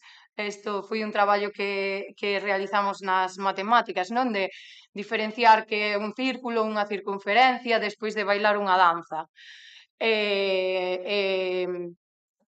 Que formas xeométricas tamén aportan as coreografías. Pero despois podemos seguir traballando tamén nas ciencias, non? Co estudo do contexto histórico e social da música tradicional, cos tipos de festas, cos oficios relacionados cos folclore, análise dos estereotipos de xénero. Aquí, pois, fixemos unha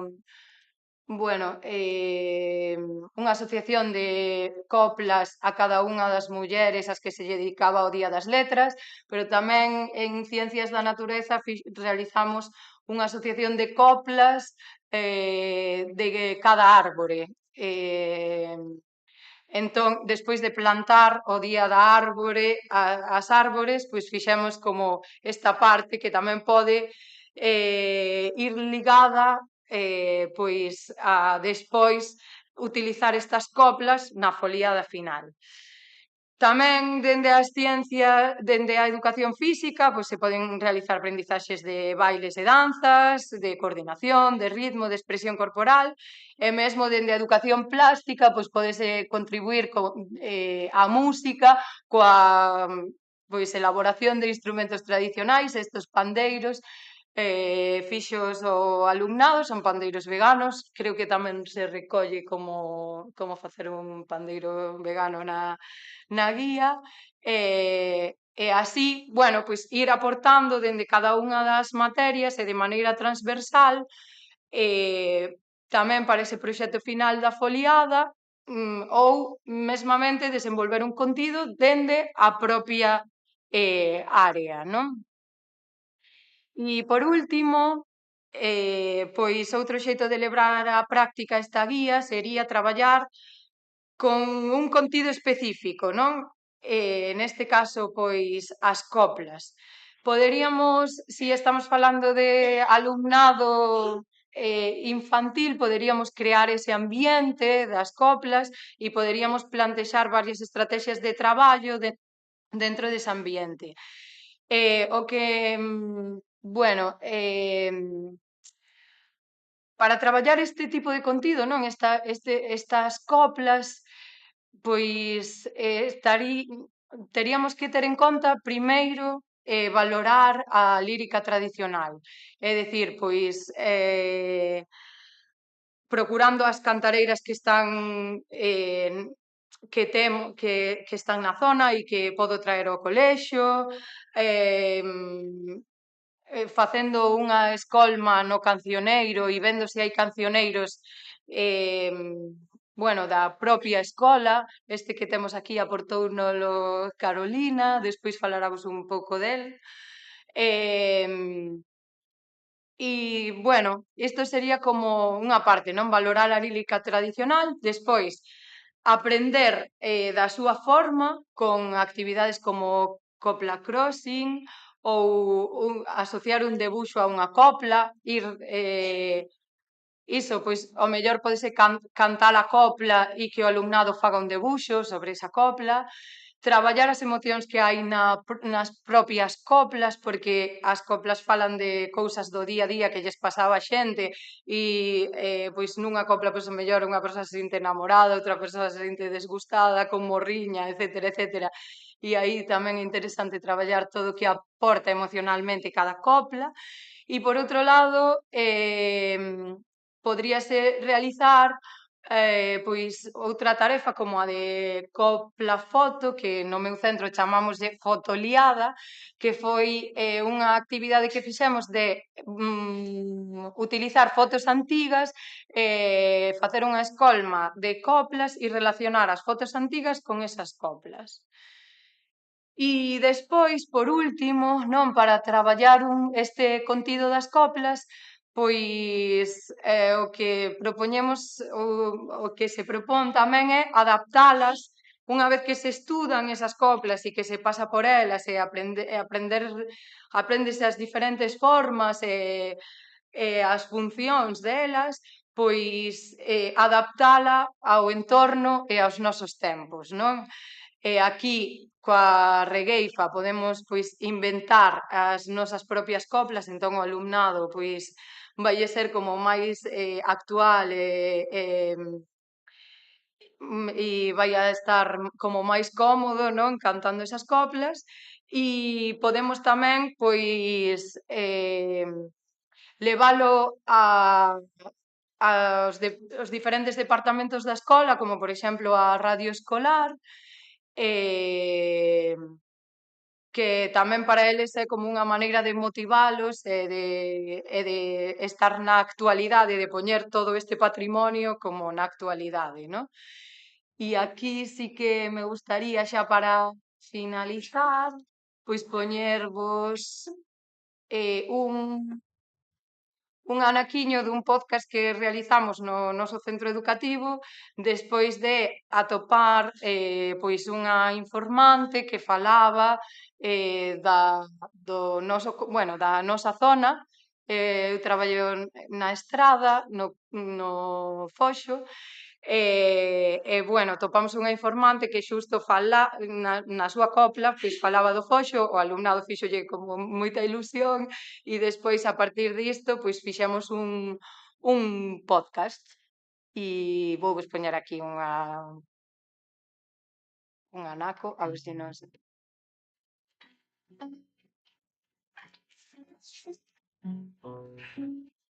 Cantarán que soy cuidadito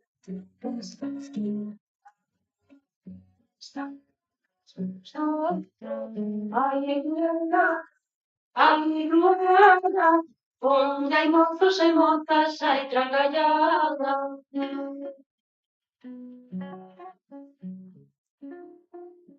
Transmisión. Oye, cantamos a un mociño do Boxo. Sí. Había mociños no Boxo. A ver.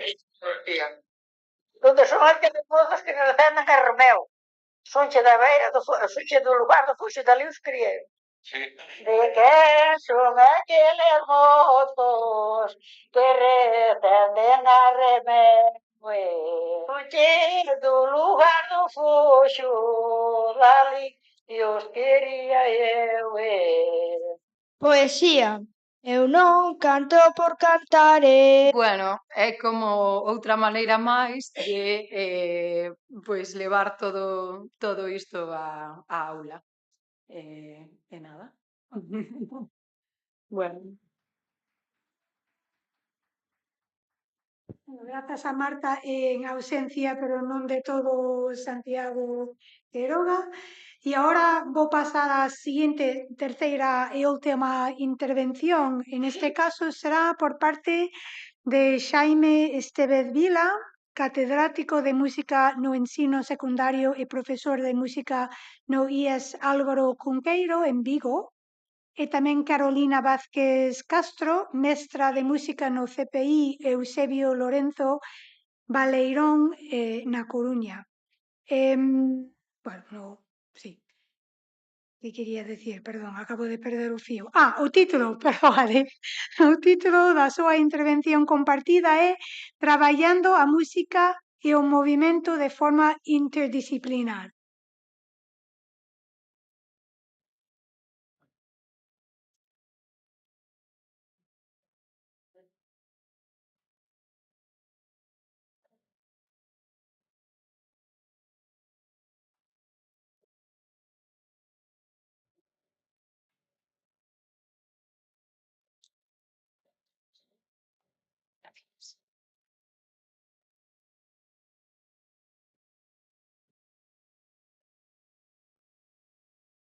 Sí.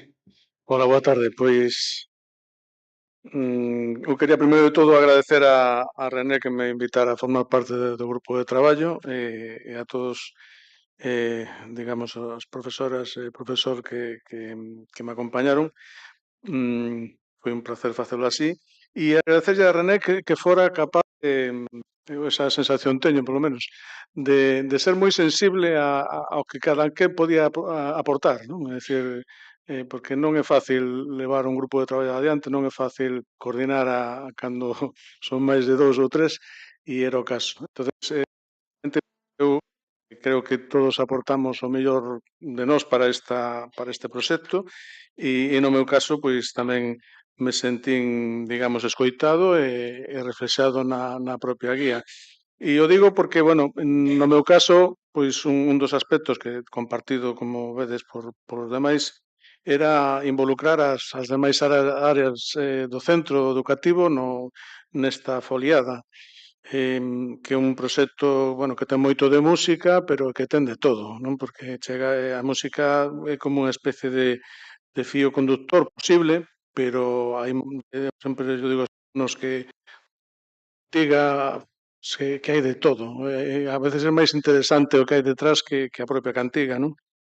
Ben, eu podo aportar, porque aquí xa saliu xa Beatriz, Marta e Carolina van a decir cousas complementarias e xa saíron cousas, pero bueno, eu podo aportar un pouco a visión dun centro de secundaria, por exemplo, e as miñas experiencias respecto a esta interdisciplinariedade que é o tema que quero tratar.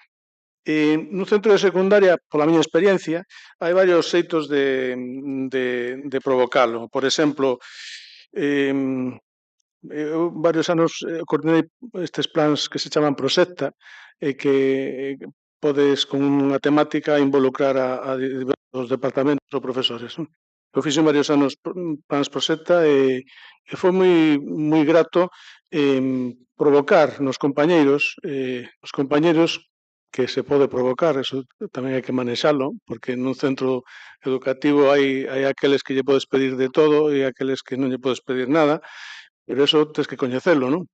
Entonces, pero vamos, hai excepcións, pero a maioría dos profesores, a experiencia que teño eu, somos xente con vocación, xente que normalmente, salvo que estamos pasando por un momento malo, colaboramos. E eu teño experiencias gratas nese sentido, non? De darlle pequenas encomendas ou suxerir pequenas encomendas que moitas veces coinciden co currículo, é dicir, moitas veces coinciden co que xa teñen que facer e encamiñadas a un proxecto común. Este é un caso que pode funcionar moi ben.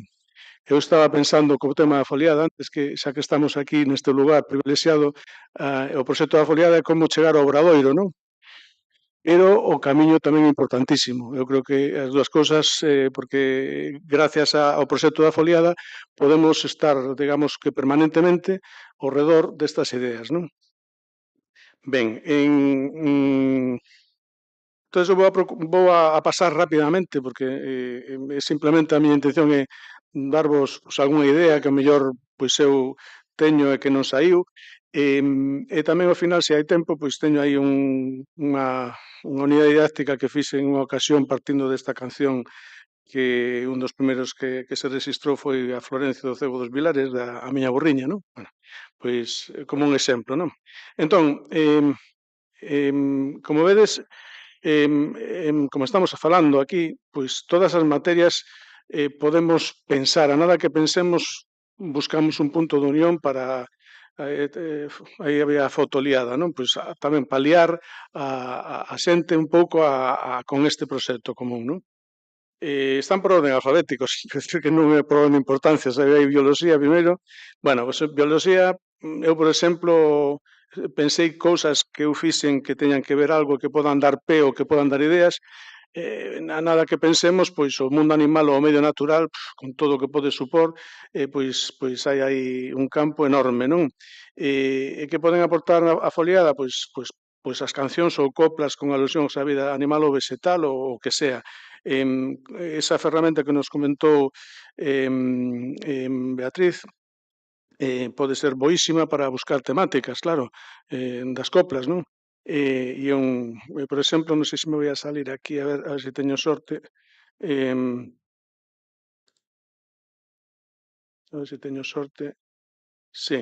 Bueno, por exemplo, co tema dos animais, non? Pois eu fixera un artigo hai moito tempo e fixen unha pequena sobre as grabacións da música galega e os animais que van saindo, non? Que é como unha especie de fauna que a propia música vai dando, non? Pero que non é demasiado científico, é máis que nada informativo, pero sí que saen, pois, cancións que hai galos, gatos, andoriñas, bueno, eso tamén a través das coplas se pode buscar, pero bueno, pode ser un elemento temático que realmente nos axude, non? Non sei como volver ao de antes. Vale, gracias, sí. Ben, entonces, por exemplo, como un exemplo posible, por abrir portas, non? Outro pode ser o medio natural, por suposto, con toda os bueno, con todo o que poda haber ríos, ou, bueno, o que sei que, bueno, ríos, digámoslo, por xeografía mellor. Vale. Lingua castelá, pois, a ver, hai moitas cancións nos cancioneiros que están en castelá, por exemplo, para darlle un punto de conexión. Hai moitos grupos que actualmente que cantan cancións que teñen ese sistema mixto de retrouso, mellor en un idioma e o resto en outro, non? Bueno, pois por aí eu sei que hai polémica porque teño hasta amigos que discutimos sobre isto, non? Pero a miña opinión é que se nos chega algo así, pois temos que sacarlle punta, é dicir, o feito de que algo este en castelán, neste caso, ou en portugués, podía ser, non? Que este algo como aportuguesado, pois pode ter unha lectura, pode ter un valor, digamos, informativo. En todo caso, eu mesmo cos grupos que teño nos salen, sin buscalo, nos salen cancións que teñen castelá. Por lo tanto, aí pode ser un punto digamos, de liar a este departamento, non? O tema da economía, que falamos tamén nas xuntanzas, pois claro que pode haber todo temas económicos ligados á festa, entonces, pois, por aí podemos incluso o propio profesor, porque isto depende, temos que coñecer a xente, pois deixarlle o mellor liberdade para que el propoña, pero dándolle como un tema, non? Dicir, a ver se podes facer algo relacionado con isto, e o mellor el, pois xa, ou ela, vai a facelo. Bueno, pois a experiencia que teño é boa, normalmente. Educación física, só falamos aquí, bueno, hasta eu teño despois vou a falar no tema da borriña, se dá tempo, que vai o tema dos muiños, non? Nos leva o tema dos muiños. Pois en esa unidade didáctica eu fixen unha proposta dun roteiro polos muiños. Ali na zona onde son eu hai os muiños do Folón, que é espectacular, pero por toda Galicia hai posibilidades de facer roteiros, que podes facer un roteiro que sea non só camiñar ou facer exercicio, senón cantar ou vivir ou recrear ao mellor o que pasaba ali, eu que sei. Ben, entonces, educación física sí que, ademais, últimamente, polo menos nos centros secundarios, os profesores de educación física teñen metido o tema das danzas, e de feito no noso centro, por exemplo, fan un día ao ano a moñeira, e son eles os que provocan ese tema das danzas, non exactamente música. Bueno, pois, digamos que de algún xeito xa é unha materia natural. Bueno, puxen aquí Erasmus, por orden alfabética saiu, porque no noso centro temos Erasmus, e porque, bueno, tamén é unha dimensión para a nosa música, porque realmente, e iso é así, cando veñen ou cando vamos, ou cando imos, o tema da nosa música é a estrela que temos, que levamos con nós. Eu acabo sempre os Erasmus tocando a gaita e levei varias veces a gaita a distintos sitios. Por exemplo, a ver se me salo de Lituania. En Lituania, por exemplo, en Vilnius, pois en un colexio no colexio onde íbamos, pois ali fixen unha sesión e todos ao final cantaron a rianxeira moi ben, pero ademais con moitísimo éxito, o sea que é o que máis aprecian, non? E eu mesmo me sorprendo, non? Porque se queres, bueno, aquí a gaita, cantar a rianxeira, pois é unha cousa moi normal, non?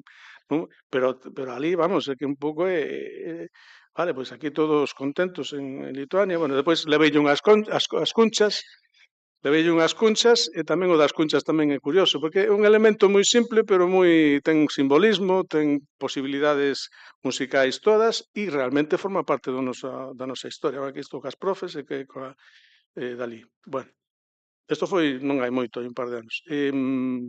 Entón, vou outra vez ao sitio.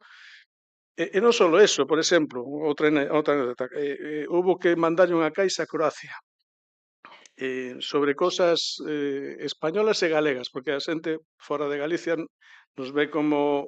Cando veñen aquí, despois a descubren que isto é diferente. Pero ao principio somos españoles. Entón, querían algo español e que fora galego tamén. Bueno, eu ao final, como anécdota, enviei o disco, allí na caixa esa que se enviaban cousas, o disco de Cuchus Pimentel de música galega que ten versións flamencas, o sea, guitarra flamenca, pero con cancións galegas. Bueno, fixen ese guiño cultural, pero bueno, resumindo, que a noso patrimonio musical pues é algo totalmente apreciado, digamos así, nestes intercambios de países. Bueno, o de física e química, pues sale aquí cuestións de todo tipo, como elaboración de, bebidas, habría que ter un pouco de cuidado con eso nos centros.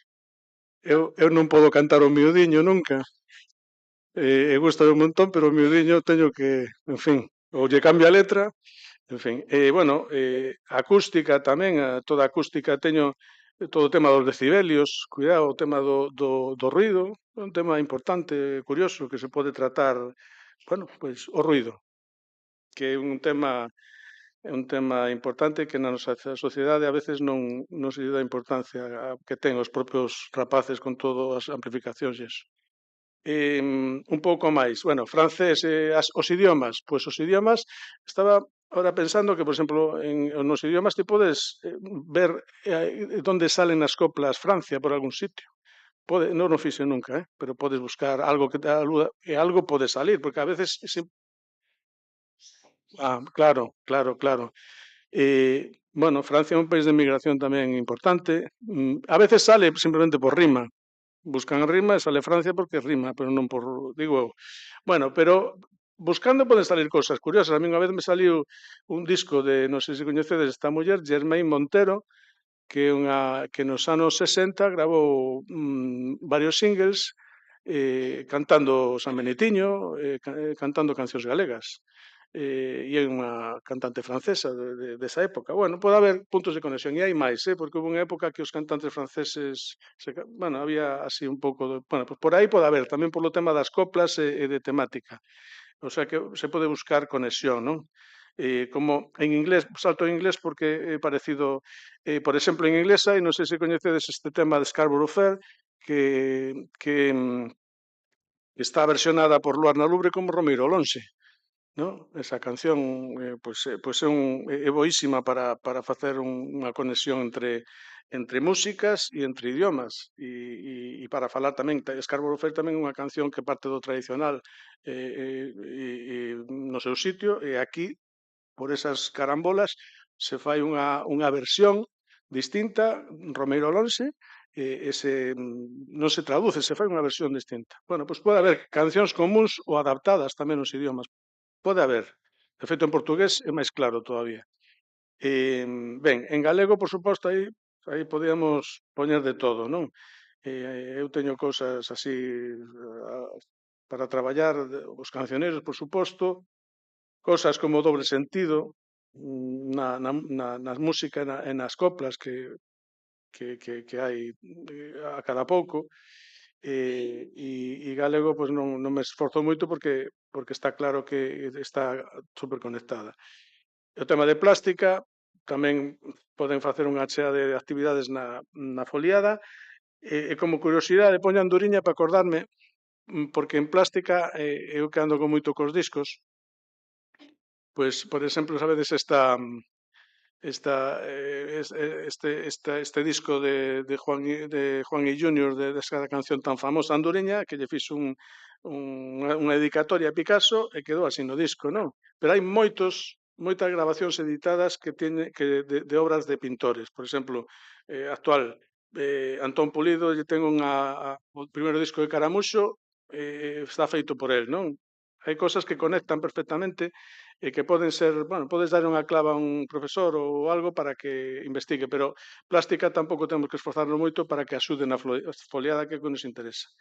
No tema das matemáticas hai cancións moi matemáticas como as enumerativas, bueno, acumulativas non é que sea matemática exactamente, pero bueno, bien, eu teño unha que me gusta moito, está a Castrapada, que está no cancionero de Schubert, Antón Santamarina, yo con esta hago una, non sei se a coñecedes, eu utilizo muitísimo.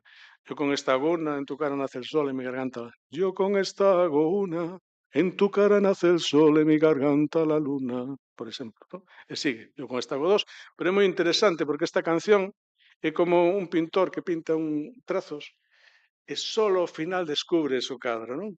Entonces, estas cancións enumerativas son moi sorprendentes en ese sentido, porque ademais parece que non di nada e está dando pinceladas constantemente hasta que depois descubres, porque eso é un proceso incluso subconsciente, non? De feito, os alumnos, cando faz actividades de que fagan a letra, non lle dices nada, pero aí sale o que está pensando. E a veces pois non é nada para publicar. En fin, a certas edades, pois xa se sabe. É así. Pero sale, ademais é que é matemático, sale o que están, claro, que va a salir? O que teñen dentro. Vale, como decía antes o portugués, aquí sí que temos cancións comuns. O tema Carolina e o Alecrín, son cancións, o Alecrín máis de Brasil, pero tamén en Portugal, e a Carolina está clarísimo que antes de que estuvera en Galicia estaba en Portugal, hasta hai programas enteiros como onde non vi cun cantar que falan deste tema. Religión, bueno, a religión hai coplas tamén, as que queiramos, poden traballar aí o que queiran, puxen aí Santa Gaita porque unha vez fixen unha serie de programas na Radio Galega que colaboramos os Asociación de Gaiteiros con Recuncho, que lle chamei Santa Gaita. Collen todas as pezas que tiñan nome de santos ou aludían a festas de santos e fun facendo, non sei se fixen 2 ou 3 edicións de Santa Gaita. Pero bueno, traducido as coplas, moito máis. En fin, en xeografía e historia tamén os campos son moitísimos. Por exemplo, os mapas que se poden facer, estes mapas fabulosos como que de Alan Lomax poden facerse mapas, poden facerse temáticas, como o ciclo do ano pode tratarse, que hai moitas coplas, moitas cancións de distintas das festas, os topónimos, por suposto, en fin, xeografía e historia hai un mundo para tratar. Bueno, teño 2 artigos que fixen Viaxe pola música galega, invitando a viaxar precisamente polo traballo de Alan Lomax, tamén polo Sonora de Galicia, tamén polo Apoi. E hai, por exemplo, é curioso porque para falar de migración, o himno galego, cando lle dices aos rapaces que se estrenou en Cuba, pois, bueno, non caíran en que eso é así, como a Rianseira que se estrenou en Buenos Aires. É dicir, que a través da música, das cancións máis coñecidas, non hai que esforzarse moito porque hai aí un campo que conecta perfectamente estas temáticas, non? Entonces, bueno, pódense facer visitas virtuais aos museos e a isto con eles, e depois temos materiais, grabacións, programas alalá que xa saíron, que están na guía, non vi con cantar, en fin, e despois, vamos a ver, bueno, en música, hai cosas moi curiosas, hai conexión, por exemplo, isto creo que o sabedes, pero quen lle vai decir a Alan Lomax en 1952, cando se recolleu o chiflo ali en Faramontaos, en Ourense, que eso iba a chegar a Estados Unidos e que Miles Davis o iba a utilizar para abrir, ademais, o seu LP Sketches of Spain, e con unha maravilla de tema que parte que depois lle chaman Alborada de Vigo, non sei por que exactamente, pero bueno, bueno, pois o Pan Flute chamase esa e é unha maravilla esa conexión, parece estar recollendo e parece que non vai a ningún lado, pois es que pode ir a calquer lado, iso é unha ferramenta, é algo que queda aí para o futuro. E é un caso moi curioso de conexión, non? Ben, e depois, na música clásica, por exemplo, máis clásica ou máis de compositor, temos exemplos de sonatas, por exemplo, a sonata A muñeira de Sarasate, podes falar aí desa muñeira deste, que por certo Sarasate nunca se di que viviu 12 anos en Galicia, pero bueno, así foi. Ou a sonata gallega de Antonio José, que algo está aí un pouco como esquecido. Ou a curiosidade da muñeira de Encenga, que pon en conexión os cancioneiros coa súa utilidade, porque a muñeira de Encenga resulta que no ano 90 o grupo este de Carlos Núñez, bueno, era Matocongrio, grava a muñeira de Encenga. E no disco poñen que son os primeiros da historia en gravar esa muñeira, a partir dun cancioneiro. Pero resulta que 80 anos antes, Soutullo, na Suite Vigo, usa esa muñeira no tempo final, como a muñeira de Encenga, esta muñeira. E é unha curiosidade, pero que conecta, digamos, os cancioneiros coa súa repercusión futura, pois na música sinfónica, na música folk ou no que sea. Ben, depois o que xa se falou aquí de Alan Lomas, Manuel García Matos, bueno, aquí en Galicia, da que Alan Lomas era moito máis científico, podemos decir, pero bueno, a Manuel García Matos recolleu moita cousa, tamén é un traballo de referencia. E non sei se teño algo máis. Sigo bueno, relacións en música, flamenco e música. Pois hai relacións, hai incluso grabacións a estas alturas. Incluso atopei unha muñeira de Manolo Escobar, que é a que non lle gusta nada, claro, pero ten unha muñeira grabada. La chica de Finisterre se llama. E moi parecida a Anduriña. E máis cousas, bueno, isto está aquí moi repetido, bueno. Vale, e por último, por suposto, montaxes instrumentais, non? E depois teño aquí para falar moito tempo, simplemente a título informativo, as conexións da música galega, cancioneiros no cinema, que hai cousas, algo, e despois no tema de varios que tamén saliu aquí, como por exemplo, que non nos olvidemos da comunidade educativa, é dicir, que participe toda a comunidade educativa, a AMPA, invitar aos maiores, ir de visita aos maiores se fai falta, a participación das familias, a convivencia e a música galega, porque realmente a música galega, a propia foliada, é un exemplo de convivencia, e sí, teño que terminar. E despois iba, non sei se dá tempo, unha unidade didáctica para a miña burriña, se queredes poño solo o MIDI a xeito de final, para ver se podemos escoitar un arranxo que eu fixen xa hai un tempo sobre esta canción que ademais curiosamente era a canción preferida, por iso a fixen, de Francisco Fernández del Riego, é dicir, que se dedicaron ás letras, non perdoaba rematar unha comida sin isto. Entón fixen un arranxo escolar aproveitando o que pasaba aí. Un ostinato rítmico, ostinatos, microtemas que se iban superpoñendo, inspirados.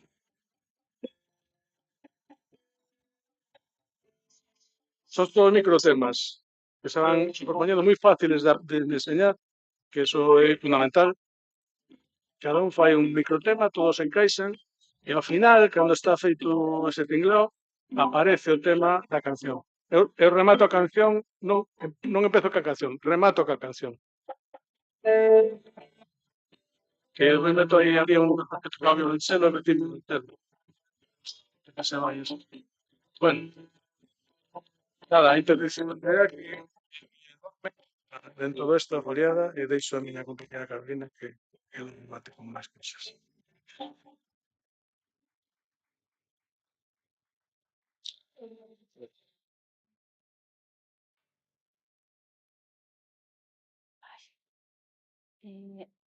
Non se pode poñer isto a pantalla completa. Sí. Le quitas últimos. Eso, Vale. Ben, pois moitas grazas polo convite. Vou intentar ser lixeira para abordar todo o que traía pensado para comentarvos. Entón, a min gustaríame partir da idea que xa foi comentada ao largo da tarde do importante de vermos a nosa volta, o que temos. Moitas veces estamos buscando fora o que se cadra temos a nosa nai, a nosa avoa, a nosa veciña, que teñen moitos saberes á volta dos que podermos aprender. Entón, no documental hai dous momentos nos que, por unha banda, Carme Iglesias das Bouba di temos aquí un tesouro que non sabemos, ou Mar Suárez que di démonos conta de que aquí había un tesouro tremendo, non? Entón tamén, iso pode ser un convite ás escolas para ir a percurar a nosa volta todos eses saberes que temos e que moitas veces non reparamos neles.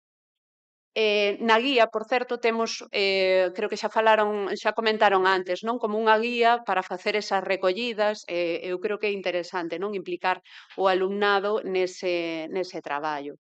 Xa centrándonos, quero ir facendo un paralelismo do traballo que fomos facendo no meu centro. Eu traballo en Dodro, no CPI Eusebio Lorenzo Baleirón, e a nosa volta tamén temos grandes tesouros, entre eles, eu quero darlle hoxe as grazas tamén a Isabel Soñer, que está aquí e que foi a culpable de que atopáramos estes tesouros, porque nos abriron a porta da súa casa para coñecer a Cándida Garrido, a Isaura Garrido, e grazas a iso pois tamén aprender moito máis do repertorio da zona.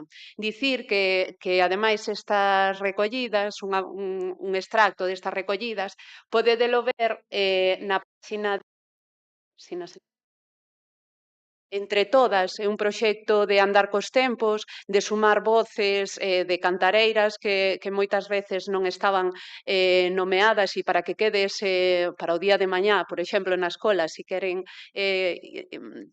ter acceso a eses fondos destas tocadoras, poden acceder, non? Porque toda esta información despois vai a pasar a formar parte do fondo do apoio, non? Do que xa se falou.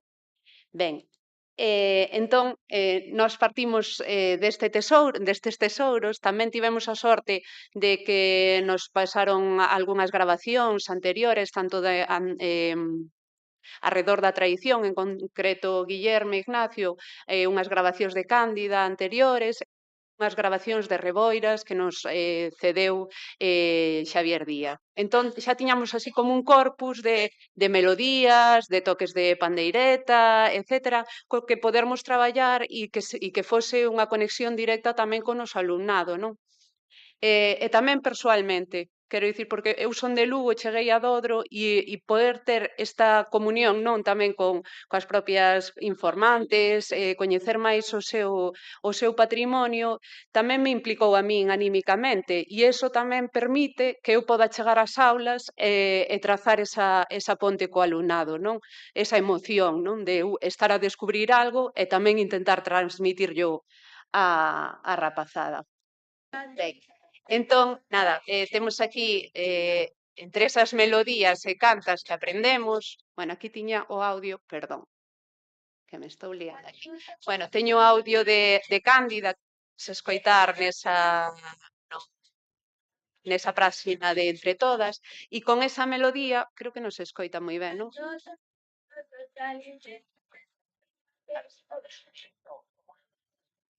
Bueno, esa melodía non só reproducimos esas melodías, senón que collemos esas melodías e tamén nos valen a nós para crear cantas, non? Para crear regueifa neste caso, son esa inspiración para seguir creando a través diso. Alén diso, temos na guía outras melodías que aparecen no documental, que ademais tamén moitas delas serviron de inspiración para diferentes grupos para facer as súas propias versións, entón iso tamén é un bon traballo auditivo, non? Para a rapazada, para reparar, non? En de onde veñen esas creacións. Ás veces agora escoitamos a baiuca que está en moitos lugares, non? E onde está esa conexión? Se cadra está moito máis preto do que nos imaginamos, non?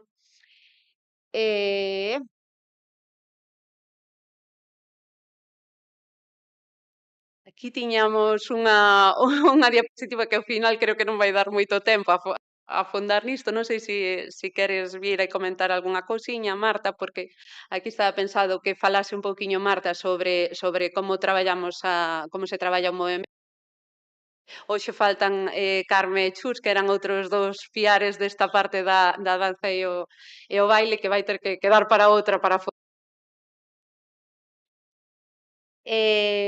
por outra banda, tiñamos este outro punto de investigar os instrumentos. Eu nas aulas o que facemos normalmente é comezar por vivencialo co corpo a través da percusión corporal, acompañado de sílabas rítmicas. Eu utilizo o dum, tico, porque despois me axuda moito a levalo os instrumentos de man. Entonces podemos camiñar e ir marcando o primeiro, o sea, cada 3 pulsos marcar o primeiro, e vamos tendo o 3x4 que despois se vai convertir nun valse ou nunha xota, e vamos introducindo pois eses tempos fortes e despois os débiles, non? Dun, tico, dun, tico, dun, tico, tico, dun, tico, tico. E despois iso é moi fácil trasladalo á percusión de man, non? Entón, esa primeira vivencia co corpo para min resultame moi interesante. Tamén coñecermos, é moi interesante coñecermos os instrumentos, se temos a posibilidade de termos nas aulas, que xa na maioría das aulas pois hai algúns destes instrumentos, a pandeira, o pandeiro, a lata, as cunchas, é dicir, hai inúmeros instrumentos que podemos coñecer. A través do documental podemos coñecer moitos deles e tamén investigar un pouquiño máis nesta guía dos instrumentos musicais na tradición galega, que tamén do Consello da Cultura Galega, elaborado por Pablo Carpintero, que é moi interesante. Aí temos información sobre as características dos instrumentos, pero tamén podemos escoitalos. E a partir de aí podemos elaborar xogos, bingos musicais, escoitando un instrumento e buscando a imaxe relacionada con esa sonoridade, etcétera, non? Que podemos aí crear multitude de xogos. Pero tamén sería importante vivencialo, non? Entón, nós na escola, pois, si que estes patróns rítmicos que aprendemos, é unha pena porque non se escoita. Bueno, e de fondo, non sei se está. Vale. Paréceme interesante dicirvos que cando montamos estes patróns rítmicos cos instrumentos, se cadra non todos os uns poden facer o patrón completo. Uns están facendo as terras, dum, dum, dum, tico, tico, dum, dum, dum. Outros están que tocan a pandeireta, pois están facendo o patrón completo, títico, títico, títico, títico, títico. Quero dicir, entón, entre todos facemos que o patrón camiñe,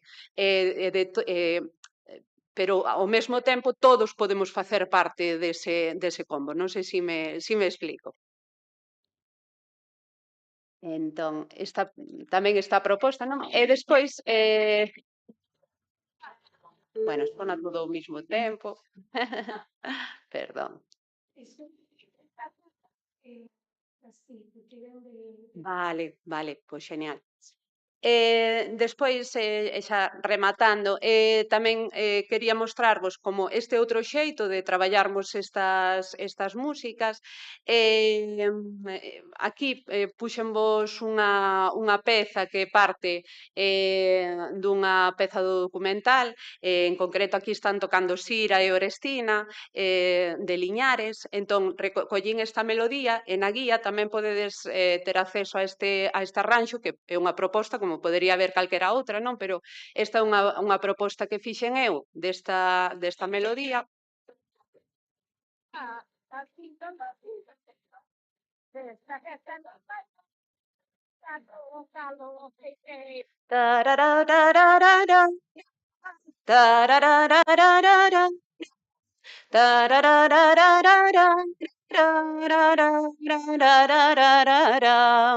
Entón, en base a esa melodía fixa un arranxo para placas ORF, que aí os profes de música poden coller pois ese arranxo tal cual ou facer o arranxo das pezas da súa volta, pero son unhas propostas como podería haber 50.000. Tamén hai outras dúas pezas que son de Teaio en base a esas recollidas a Cándida e máis a Isaura, e tamén podedes recurrir a elas e por aquí vos puxen un... Ui, perdón.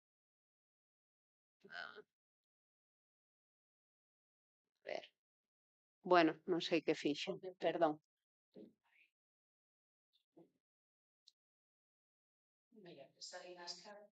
Sí. Vale. Sí, pero... Sí, si queres, si me botas unha mão.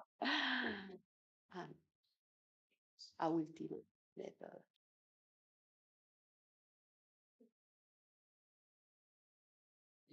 Vale, sí. Y aquí para... quero clicar... Vale, aquí está. Aquí está. Ahí está, sí. Nada, queríamos... Grazas.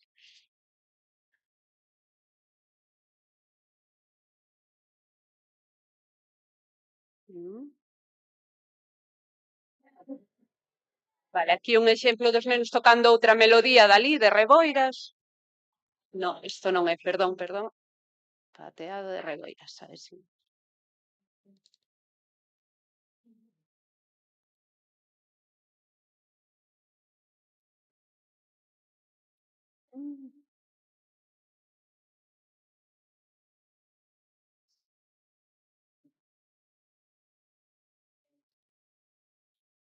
Espere. No, bueno, pois non o vamos poder escoitar, me parece. Sí. Descargar non mo descarga e deberían... A ver. A ver aí. Vale. Dalle. Moitas. Como vedes, aí os baixos van facendo esas notas largas, coa tónica e o dominante, os altos, os instrumentos altos van complementando o compás, os carillóns están facendo a melodía, e van cantar aí unha copliña da...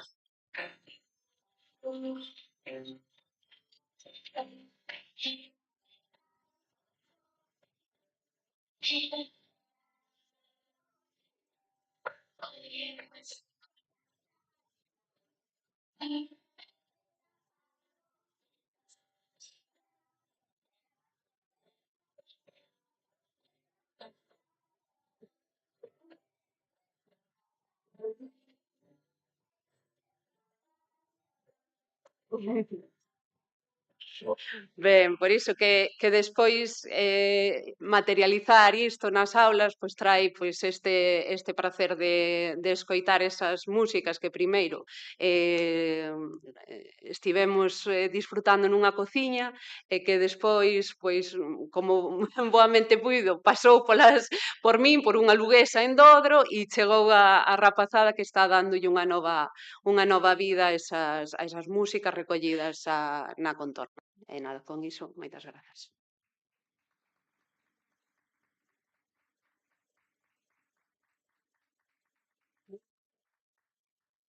Vale.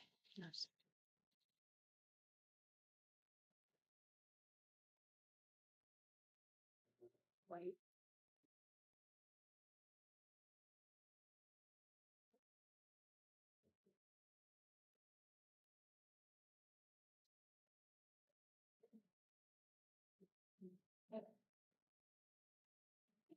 Hola, ok, ¿sabes?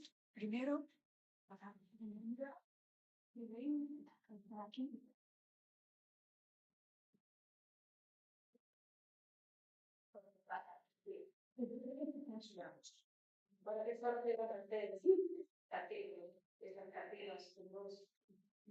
Bueno, brevemente, porque imagino que Leni realmente é autopresentante, temos aquí entre nós Leni Pérez, intérprete e compiladora, que vai facer un concerto pedagóxico de canto acompañado por percusión de man, que realmente vai materializar exactamente estas artes de que estábamos falando ata agora. E vai estar baseado nas súas propias recollidas.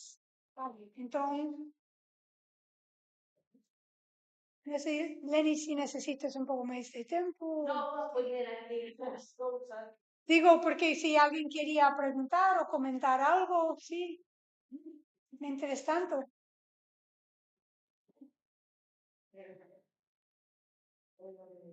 Quería preguntarvos que vos